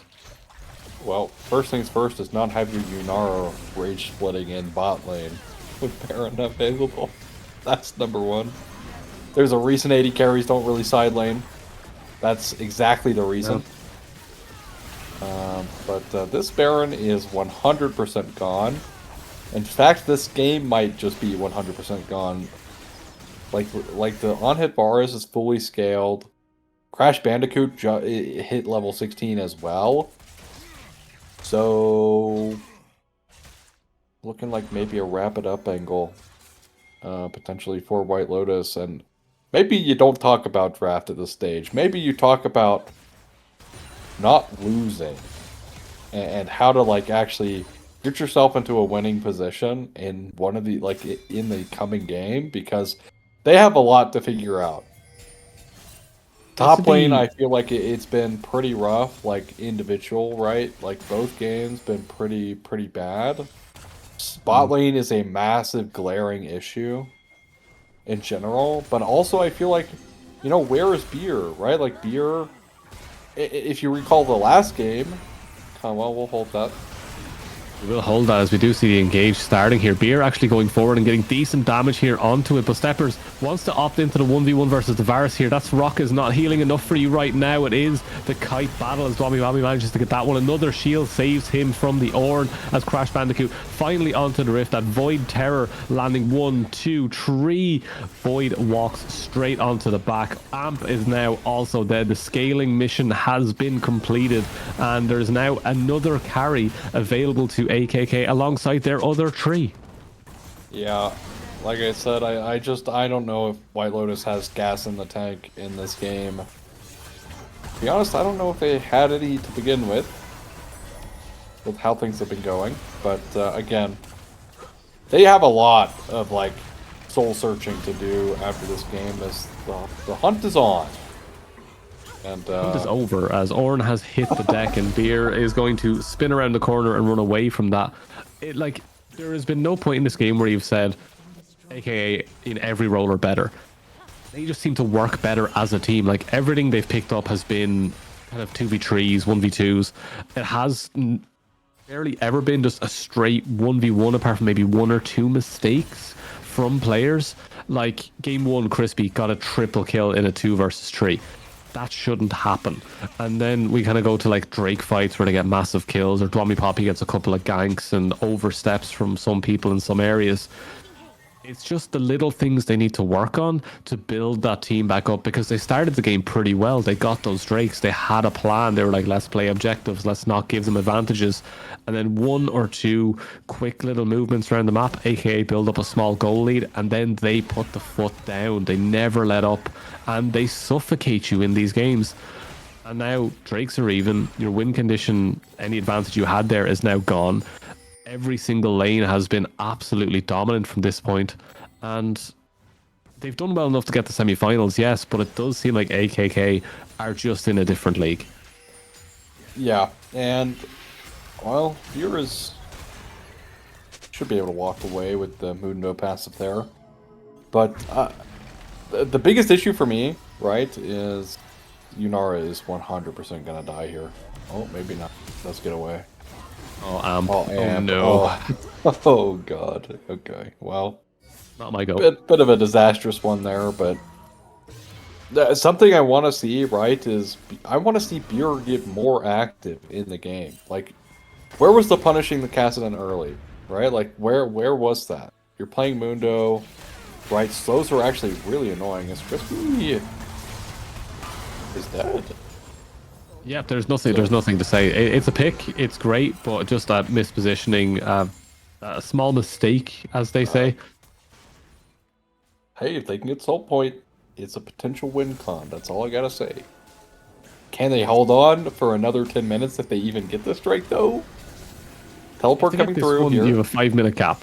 And then that's all you got to do. That's all you got to do. Beer, you've just got to absolutely push this one down. Just have no fear. But Crash Bandicoot has snuck into the back. They don't know that Crash is here. Step, you are in a world of trouble. The healing from this rocket is enough to get them back in. And they managed to take out Profit here. Aftermoon starting to go on the rampage. Shut down onto the Varus. But Crash Bandicoot assassinates the key target. Can they get one more? Can they clear out this Soraka? They're doing their best. One more should do it. That's a double kill. Kassadin is gliding around them now. Here's the knock. It's something. Beer will manage to get onto Kraydog. The flash used the knock back. Orn low. Crash Bandicoot, can you finish off this Mundo and get the strike for your team? But no, you are down. It is just a jungle battle. But Crispy, you've come to ruin it all for all of us. Yeah, I mean, Beer. Oh, well, we won't find that. It's possible for Beer to steal this, but he is just going to walk away. Yeah, you Sold don't want 50-50 that. To AKK, but what's crazy is White Lotus actually could potentially have won that fight if they simply just helped Steppers. Like, I'm convinced White Lotus hate Steppers or something. Like, they just refuse to help this Yunara in this. He's fighting 1v1 against Kassadin, who is level 17 in this game. As an 80 carry who is level 14 with 3 items. She doesn't even have a 4th item completed here. All the Mundo had to do, by the way, was Heartsteel proc Crash Bandicoot at any point, and he dies. You know, help Steppers out, because it forces him into an uncomfortable position. But they're so hyper-fixated on trying to kill this Aatrox or something in the front line for 0, that their 80 carry dies, and that's essentially all of their damage. They did a great job to try and recover it, right? Like, they did recover some kills back. But at the end of the day, right, like, we saw what happened, right? The Mundo's standing there, like, hitting them for so long. But it's the Aatrox taking the Mundo. They're trying so hard to win the fight, they're forgetting not to lose it. Is the best way to put it. Like, you're trying so hard to be the one to win it for your team that you're not remembering there is someone that can win it for you. There is a Yunara there, with now has 4 items, upgraded IE. That Yunara can win you the fight. Just keep it alive. Make sure nothing gets to it. You throw the Rocket Silence onto a Kassadin, you have a second or two where he's not going to throw an ability. So then you can throw down your CC, you can throw down the abilities, you can work together to take out that Kassadin. But you have a second, a good job. There you go. Crash Bandicoot has to leave, go back in. They've managed to get it anyway. And Crash Bandicoot does go down, but the resurrection coming through. Aatrox is going to get back up from this one. The GA's now been popped. The redemption is going to come down. It is a 1-for-1 Yunara for the Kassadin. 3 carries still available here for the side of AKK. What can you do in the situation? Walk away. They're going to have to try, in my opinion, to stall out this Baron. Because they're going to be able to leverage this into Soul. Beer might find Crispy. Maybe, but can they do enough here to actually take out the Mel? Here comes the ult, here comes the pressure. They will go forward. Orn will miss, though. And they're off Baron. But is it enough? All they have to do is get them off air, and they might actually be able to start this themselves. They're going to. Now, Hextech Soul allows you to get back very quickly. They actually cancel their base, though. HP bar really low here. Oh, Orn does manage to get onto Aftermoon. It is maybe going to be closer than they wanted to be, but Varus is standing right there. Varus does not care for your stats. Will take one. They will get the Baron, but Aftermoon is going to go into this fight and Crash Bandicoot. There's the Hex Portal onto the back. We will see 1 kill coming through from Yunara, but it's a trade back almost immediately, and it is going to be nearly a clean wipe here for AKK with no doubt in my mind, because Crash Bandicoot is untouched. Well, I mean, I understand maybe going for the Hail Mary, but if you look at the goal difference, it's actually not that bad. I think they genuinely sold their chance of getting back into this game, because like I felt like the Mundo was kind of becoming a problem for them. But now they have the Baron, but it's not going to last. Beer is going to get hunted down here. And Ace coming through for AKK is... They just, you know, we've said it, they just look like the better team. There's been so many instances where You know, they could have helped this Yunara throughout this game. They didn't. Also, steppers. Multiple times of him, you know, eing forward melee range of a lot of champions as well, dying early when, again, he's kind of a carry for their team. True Prophet on the Victor is really struggling to do meaningful damage at the moment because he's going Blackfire Torch Leandries without a death cap. He doesn't have the death cap completed. So it is really difficult here for White Lotus to win a fight when it feels like they're all on separate pages. It's feeling like this, you know, Mundo is trying his best to be the, like, 1v9 machine here, and he is living a while. Like, he is doing really well here on the Mundo. Hasn't been enough, because you just need one more person on your team. Soul spawned in, AKK, with the position. Yeah, they've got the wards, they've got the position. They just need to clear one more out of that pit, and they'll be able to make sure they're walking blind into this area. And Ornn is going to, instead of just use his entire face to try and get into that bush. Aftermoon now being forced away from the dragon here. Better position. Crash Bandicoot sitting on the backside, but Tommy Poppy in a little bit of trouble here. Flash has been used, Root has been used. It will not transfer to anyone else, but it will be enough maybe for them to get one. No, here comes Crispy, managed to get 1, 2 for 1 at the moment. Decent fighting, but it is just a big death meatball coming from AKK as they do not care for your abilities. They will just walk on you. I mean, they're actually losing the game to minions right now, so yeah, I think that's their last tower left. They will get Soul here as AKK, as, yeah, Nexus is available to be hit. Fear is dead. They will pick up another ace, and AKK will take this game in, once again, pretty dominant fashion, although White Lotus putting up a bit more of a fight in this one. A little bit more. There were some good points. There was some good points, and I don't want to take anything away from AKK because they are looking incredibly dominant. It is just crazy. It is just crazy.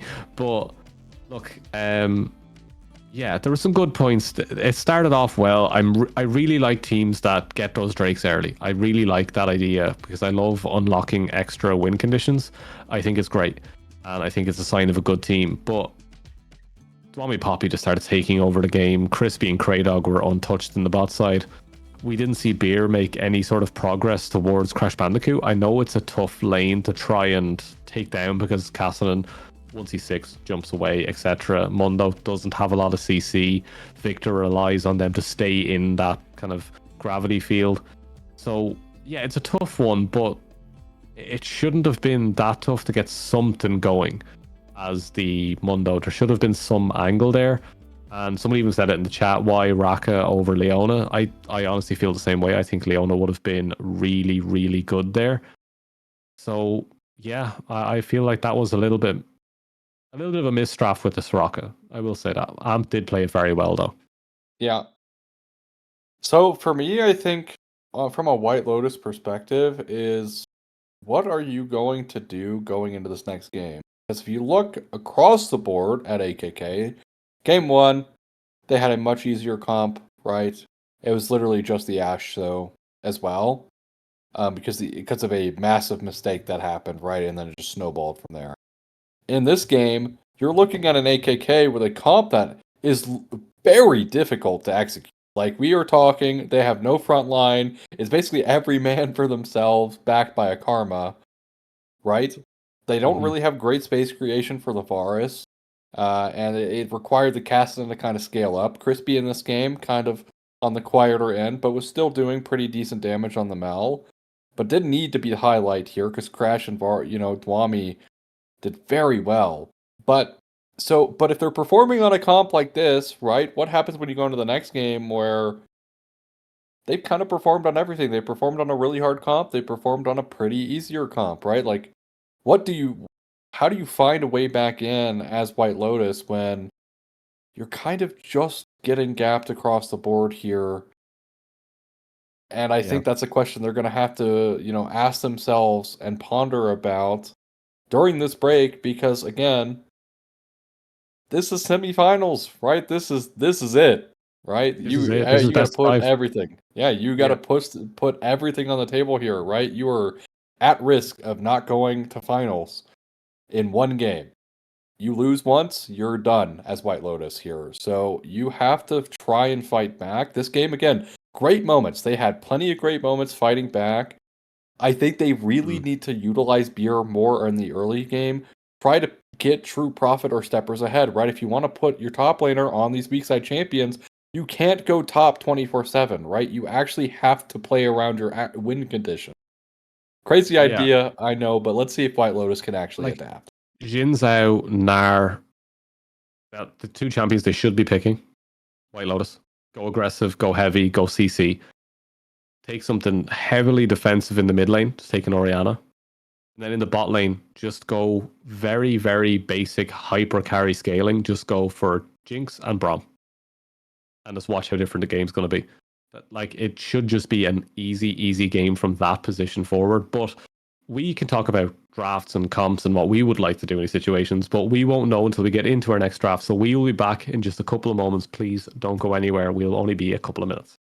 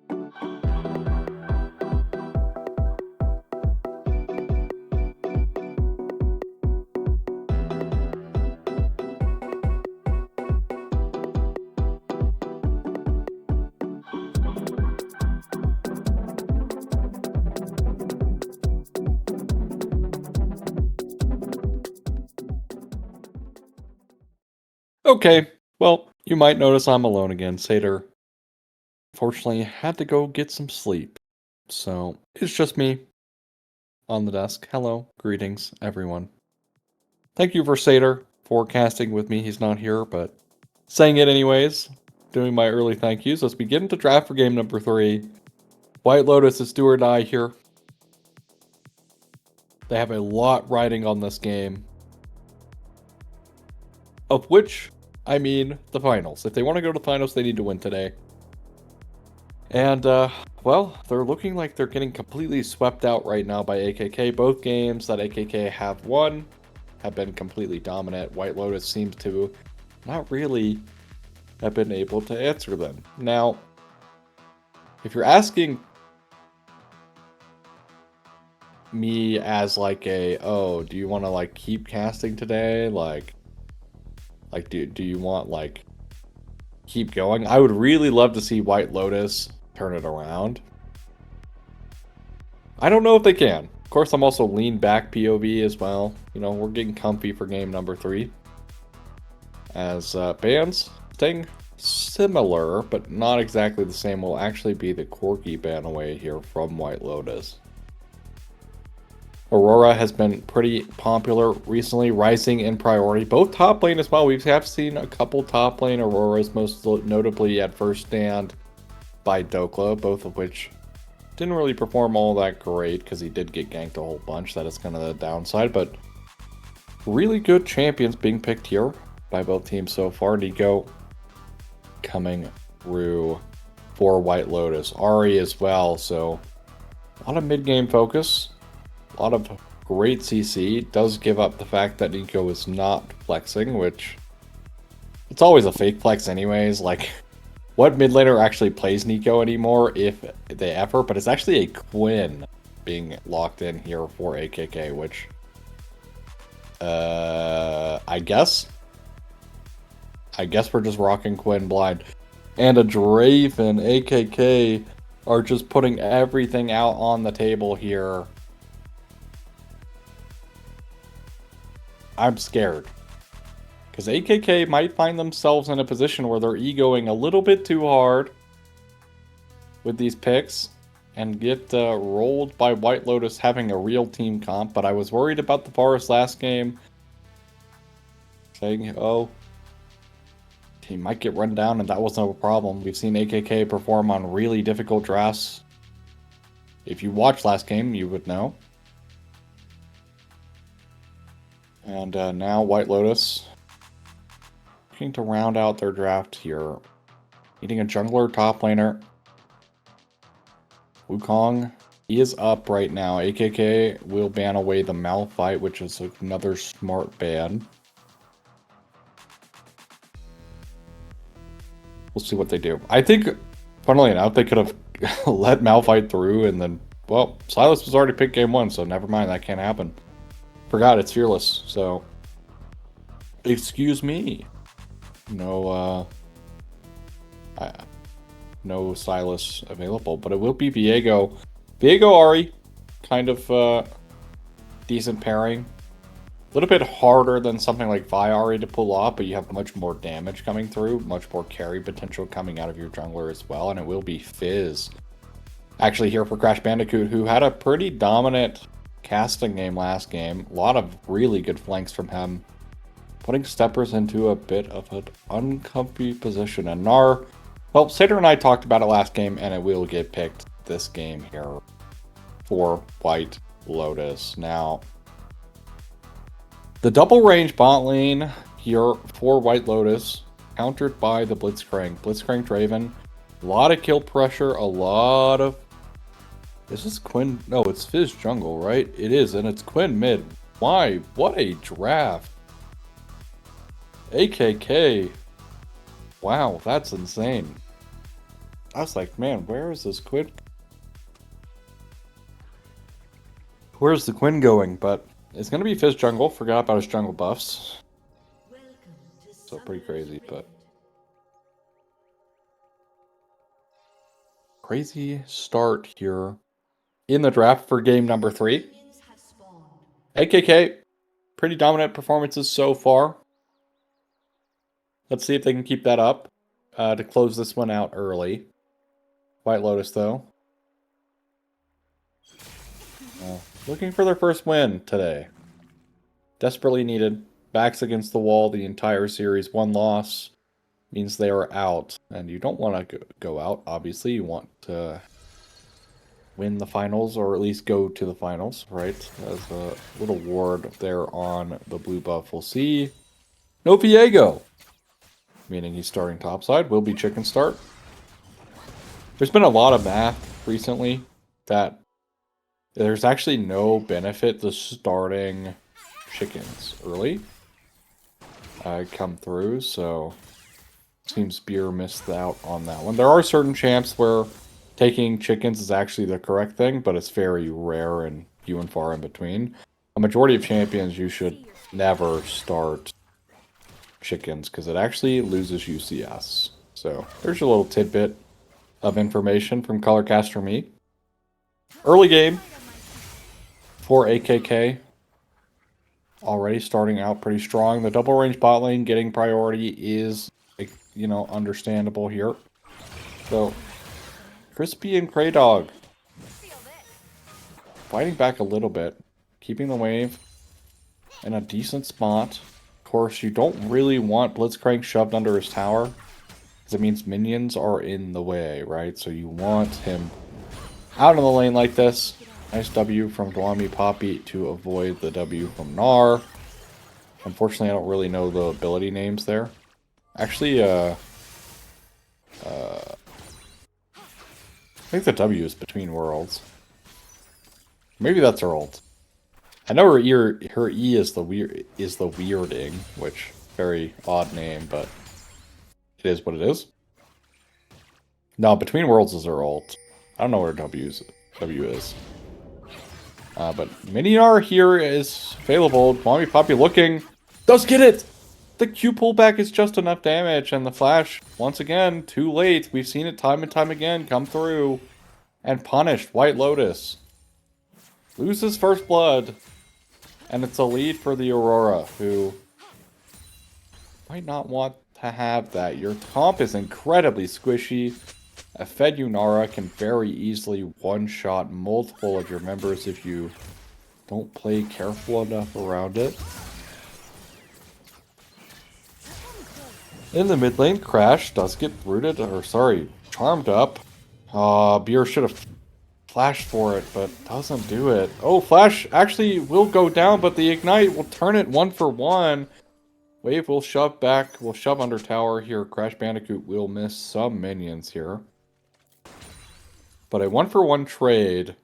Both summoners off of both mid laners down now. As AKK will actually be down in gold right now. CS lead here for Steppers is great. Finally a winning bot lane. As Crispy getting lower and lower. Hook will miss. Really risky bot lane. Flash coming through. Crispy forced to flash away himself. But the flash coming through from Steppers, like, again, not really sure why. You should have just had your Nico flash there, but Crispy in a really uncomfortable spot right now is under tower, Blitzcrank as well, under tower as well, so you don't really want to be in this position if you're the Draven. Blitzcrank, you wanted to have applied the pressure onto the Nico or the MF. No summoners now on the Draven, who is down a lot of CS here. Curious to see how the Fizz jungle does it. Is looking for a gank. They go on to Steppers. Steppers, who has no flash, will just go down, and it's a cash out coming through from Crispy early on. Not a whole lot of gold, but it's enough. Oh, Scorch just barely doesn't do enough damage here. Crispy overstaying maybe a little bit here. Amp could very easily just flash Q him at any point. Granted, he's already cashed out, so it's not that big of a deal. Beer looking to help hold the wave here for Amp. Crispy back is delayed a tiny bit, but overall, solid stuff coming through from AKK once more. Crash, oh, nice sidestep there. On the charm, still tanks the Orb of Deception though. which at the moment will do more damage in terms of the trade. Curious about how this Quinn mid is going to do as well. Kind of the Quinn mid Fizz jungle angle is pretty interesting. We'll see how it does. Will be first Drake over to White Lotus. They did get the first 2 Drakes last game, just weren't able to convert it into anything worthwhile. Light that soul. AKK. Small gold lead, 500 gold. Bot lane CS problem continues in this game, though. As even with the cash out and the kill, it's actually MF with an item lead here. Boots was opted for as Gnar is going to be utilized in the top lane. That's such a weird thing to say, as nice poke coming through from Crispy, but a big part of your stacks as a Draven is UCSing well and catching your X's, but Spear Rush in the mid lane, Ignite coming through, and Crash is just completely deceased. As the mid-jungle duo finally showing signs of life here for White Lotus. The Quinn not paying off so well here. I was a little confused when it got picked. And then they put it into the Ahri, which I thought was probably the worst part. I think they could have gotten away with it playing into the Gnar. But we're here with their decision. Kraydog will be clearing out this pink ward in the bush. Of course, Clone just got it out. Per usual from the Nico. Oh, Hook just barely colliding with the minion there instead of Amp. Who could have been in quite a bit of danger. Also will be the exhaust from Amp. Gnar is going to go Mega here. Let's get the stun. Actually, Poppy goes the wrong way with his ult, and he is forced to teleport away. Can he get out? He is able to TP back to safety. Just some creativity there with the ultimate off of ulting the wrong way, I won't lie. Is able to get to safety, like I said. Good read, though, by Fiesta Life there on the top side.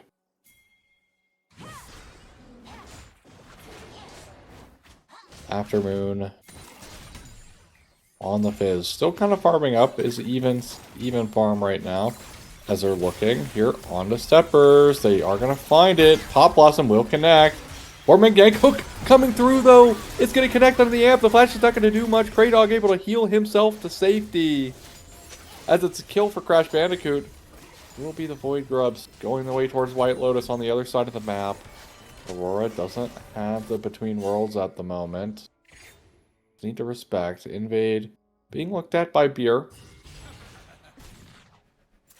Won't find a single camp up, so we'll walk back to his jungle as now Steppers puts himself in a really weird spot. Nice baits coming through from Steppers with the barrier. Baits in Crispy a little bit, but Crispy has flash and barrier himself. Steppers should be able to back. Does get the reset fully off there.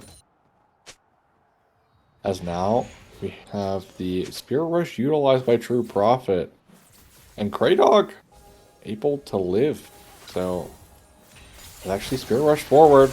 Oh, Nico is here though. Amp shows up in mid lane, but look, it's actually the Ahri going down. Ahri is dead. Ignite takes her away as Crash Bandicoot picks up another kill here on the Quinn. Thank God there's no Gwen in this game, because I would be calling them the wrong champion name the whole game.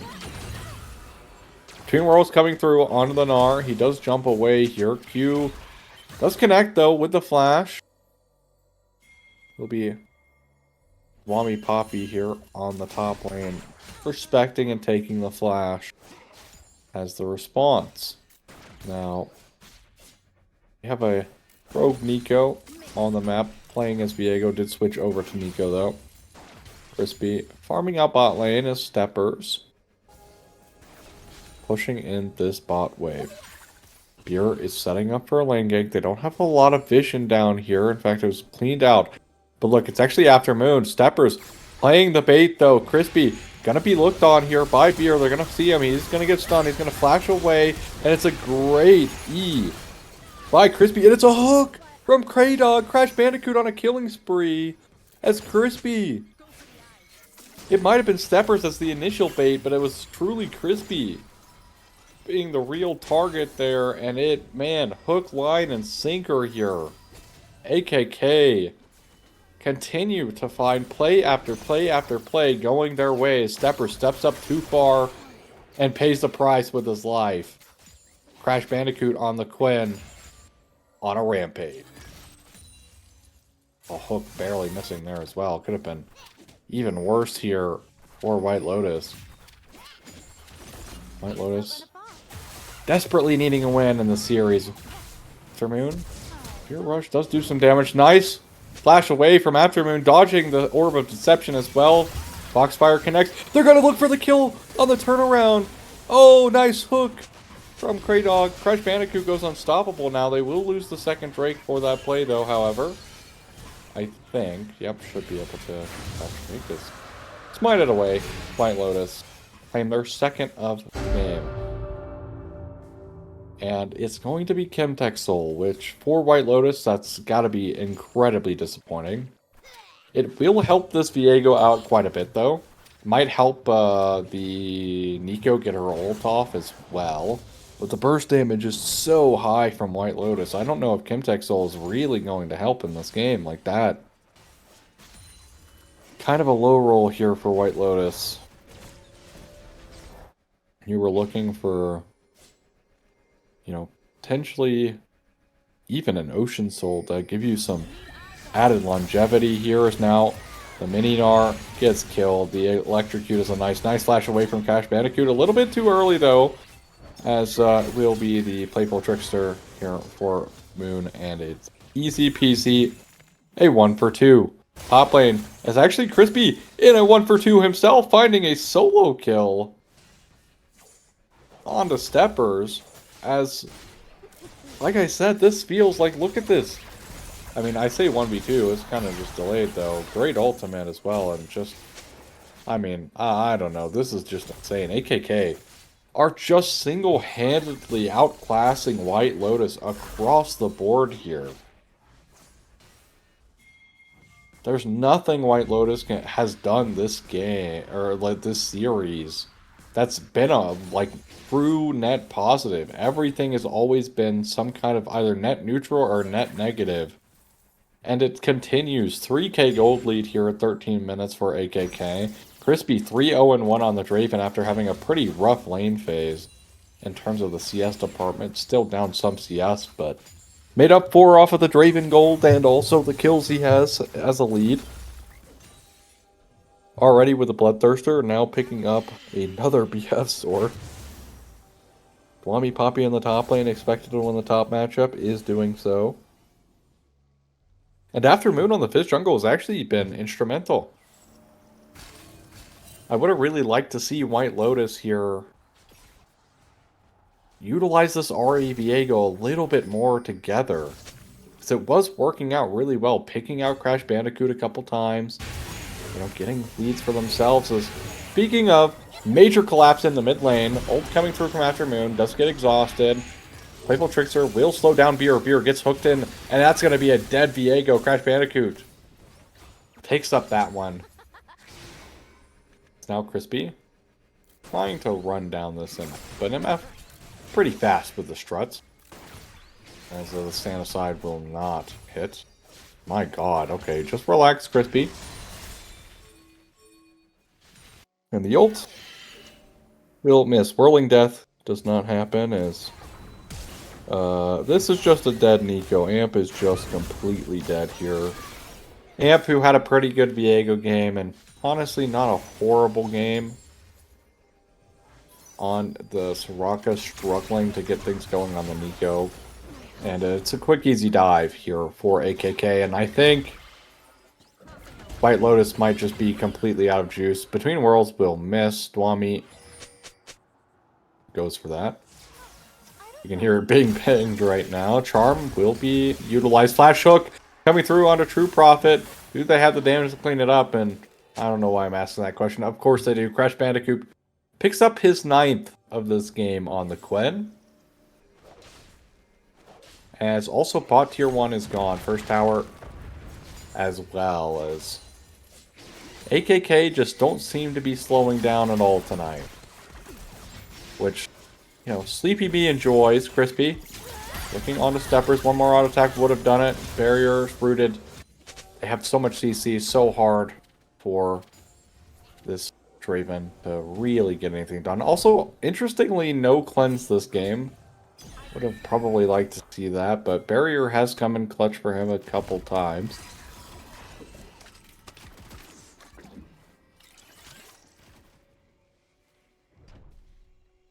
Now, small collapse happening around the bot lane, but they won't really find anything.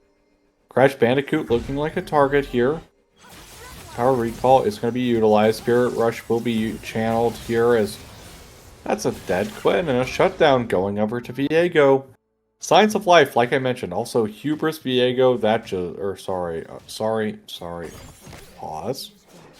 It is not Hubris Viego, it's Kraken. I was about to say, I was going to go on a whole tirade there. That's Quinn's items, so... not the Viego items. What he is building is correct here. Now, Kraydog... been doing pretty well on the Blitzcrank. Hit pretty good hooks so far, setting up a lot of his team. Has just over 50% kill participation this game, which is the highest on his team. That's a lie. I'm literally just straight up lying. You got 12 KP and 11 KP from Crash and also Afternoon respectively. Amp is dead again. Here's another one for Crash. In terms of kill participation. Granted, it was a solo kill. No help there. Whirling Death has missed. Crispy losing a lot of stacks there on his death. So he's only down to 60 stack on the Draven. As Hex Slash utilized. Kraydog just kind of chilling. As now Crash Bandicoot playing into the Gnar like I initially had hoped.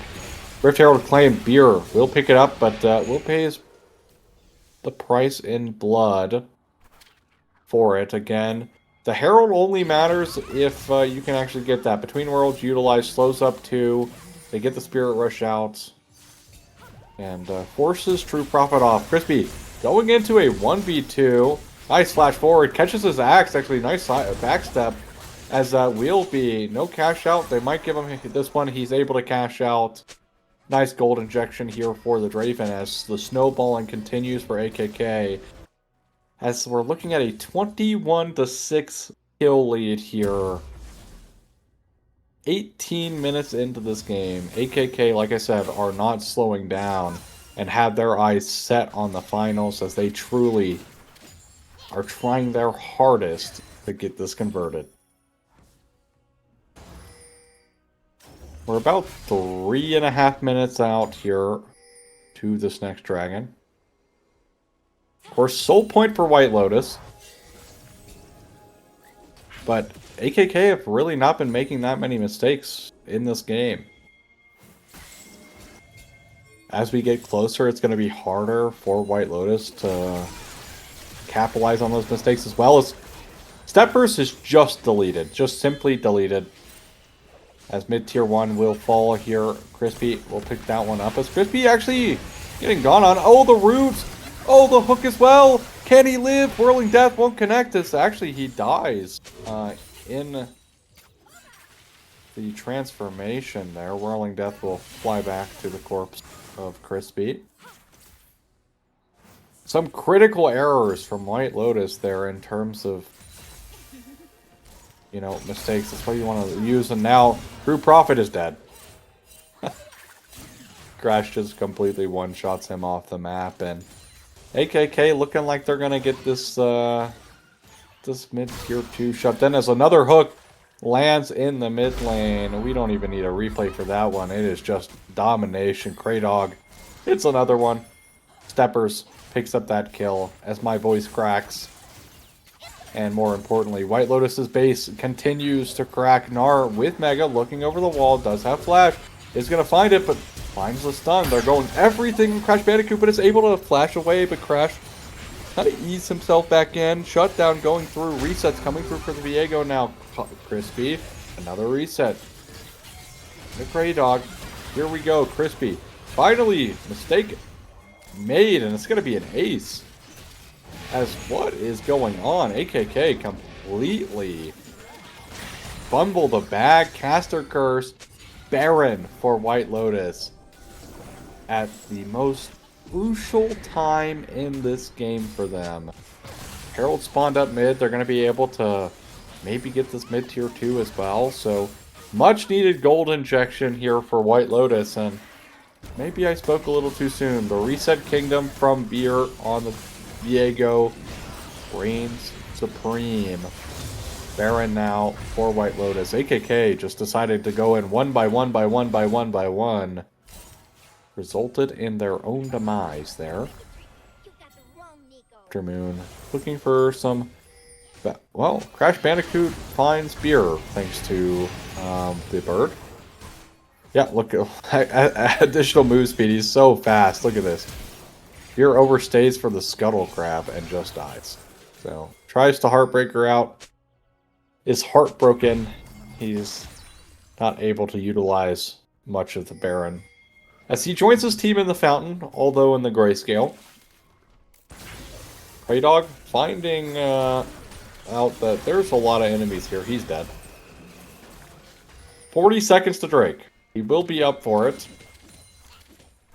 But AKK making some pretty critical errors here right now. They're still definitely in the lead though. But nice gold swing. Ult will miss as Mega popped a little early here than you would have liked to have seen from your Gnar. Is now... Oh, sidestep, but Dwami Poppy is about 3/4 HP. Popping some health pots here. No Spirit Rush for this fight. They're going to have everything else though. Barring Summoner spells, no flash on Beer, no flash on Steppers, no flash on Fiesta Life in the top lane. No flash on the Nico, but this is where White Lotus can thrive, is in these jungle corridors, playing with the Nico, playing with your Gnar, who's building up his bar now. Nico utilizing the clone, they get the Drake. Now they're going to try and walk away. Crash walks in, he's just eliminated. What is going on is now Dwami Poppy gets ulted and charmed up. True Prophet finds the kill, and AKK are in shambles now, running away. Gnar's about to pop Mega. Doesn't have the jump, it doesn't seem. So will miss. They're tracing onto Crispy here, looking like they're not going to be able to convert that kill. As Crispy able to reset here, but again, Crash with a very, very, very major error. They're trying to do this like weird pinch maneuver, but they don't have any vision anywhere, or have cleared out vision. And White Lotus, for the first time in the series, get 2 back-to-back fight wins. And not only that, they have finally connected to the server, it feels like. But again, right now, their only person on their team is this Viego. If the Viego dies, I fear for them. If the Viego gets caught early, it could be very disastrous here for White Lotus. Crash looking on the Quinn to try and find a pick. Get spotted out though. Amp will... Oh, nice hook! Oh my god, the damage is actually insane, but it's actually the damage on Kraydog, but Quinn just completely destroys the MF there, but Beer, ooh, Whirling Death is going to miss now. It's going to be Beer in a 1v1. Oh, just barely doesn't reset. Shutdown for Aftermoon as Playful Trickster will go down. Gnar just dies somewhere in there. That's fine. Not a big deal. Shutdown. And, well, White Lotus, they were doing good. And it all got destroyed right there. Excellent play by AKK. Crispy does unfortunately fall, but does not get the reset over to Beer, and as I mentioned, Beer is the most important person on the side of White Lotus. If White Lotus can actually keep Beer alive, get some resets, they're going to be able to win some of these fights, because he's very fed.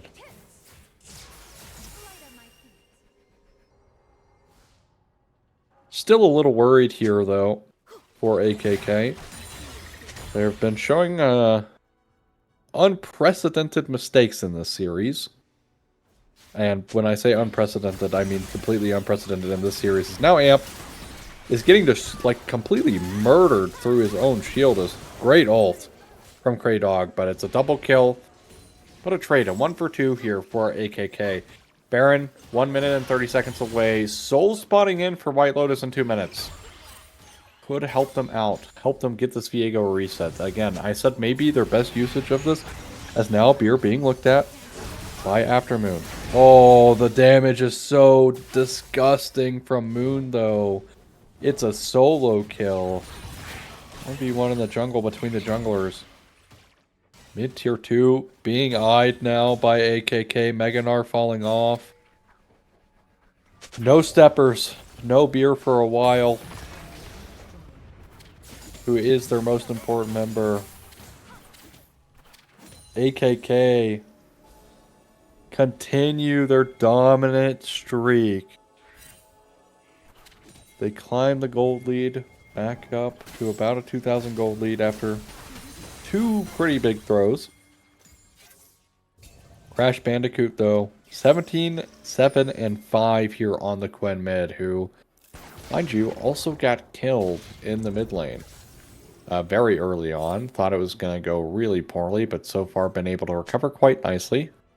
Has been the #1 picked member, though, of AKK, so there's still life here. But if you can trade 1 for 1, it's not all that bad, especially if you're trading 1 for 1 with a Viego.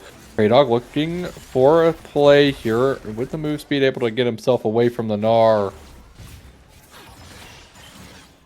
Would have been a really bad time for Kraydog to die there. Baron spawned in.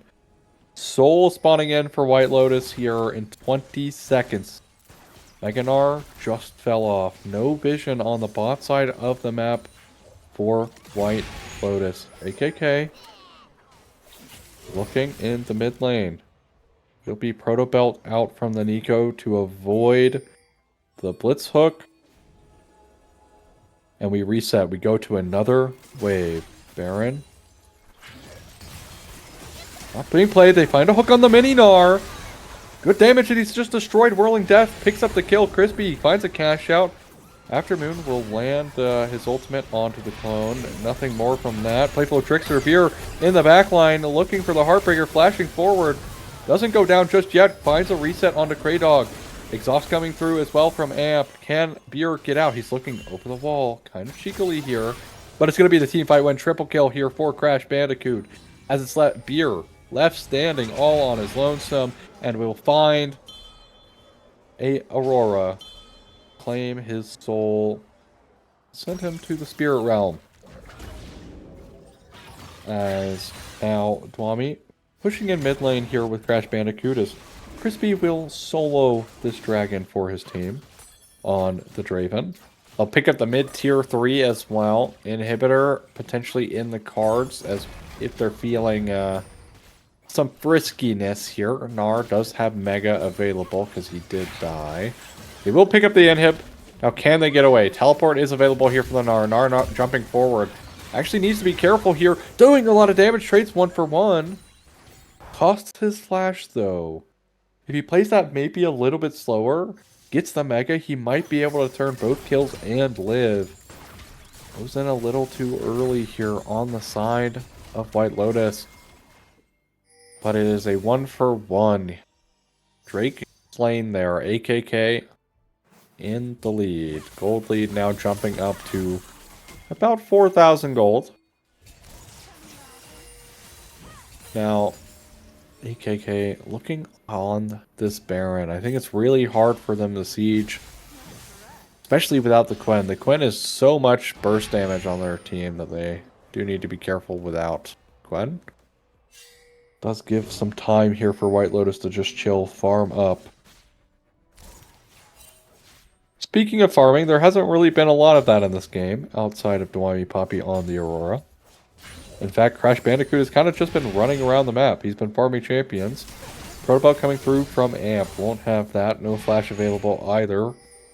As Baron still in the cards here for either team. Will be the second Baron of the game. Crash Bandicoot wrapping around. And they're looking onto Amp. Amp with a Pop Blossom hits 2. Doesn't really do too much. Playful Trickster nets that kill. Bullet Time is doing actually a lot of work on the backline. It's a reset here. Now they're left scrambling as it's 2 kills. The bot lane of AKK. Deceased. White Lotus. With numbers advantage. Pressing down mid. Excellent burst damage coming from their comp. Gnar hasn't popped Mega yet either. Also having the ultimate available. If White Lotus choose to go for this, or choose to go for this Baron, they do have the Gnar ultimate available. Alright, Mega is going to be popped now. Can they wait? Crash looking on to Pride. Look at this collapse though. Playful Trickster, and it's going to be an insta-kill onto Steppers. Steppers goes down immediately. Gnar, oh, the Aurora combo as well. A triple kill for Aftermoon. But the damage from the Aurora is just too damn high. AKK will claim themselves the Baron as well. And a teleport bot lane to utilize it to its maximum potential as they press down mid and bot to end this game. 15 seconds away from Steppers as Amp little Protobelt away as Crash Bandicoot won't get in range. Does hit the cube, but it won't do enough damage. But AKK are looking at the Nexus here. There's no response. It's an ace. AKK, shakiest game yet. But they still get it done in a pretty dominant fashion, all things considered. White Lotus. Massive mistakes coming through. In every game. But it felt like every game they had a little bit more life, a little bit, a little bit more. But the thing is AKK was here from game 1. And that's all she wrote, right? Like AKK moving on to the grand finals here of Sentinel. Not sure against who, but they are moving on to grand finals. So congratulations to AKK. As for White Lotus, unfortunate way to go out, of course, but it is what it is. And I feel like they left a lot of things behind that they could have pulled out today in terms of skill, but didn't pan out. So they will unfortunately be knocked out. But congrats to AKK again. Thank you to Titan for having me on today as a fill-in. Thank you to Satyr, who is no longer with me, because he's asleep. He deserves to sleep, being over in Europe and such. Forecasting with me for 2 games. Thank you, Shivam, for doing production. Thank you to all the viewers and all of the players for making this possible. And we'll see you at some point. Peace!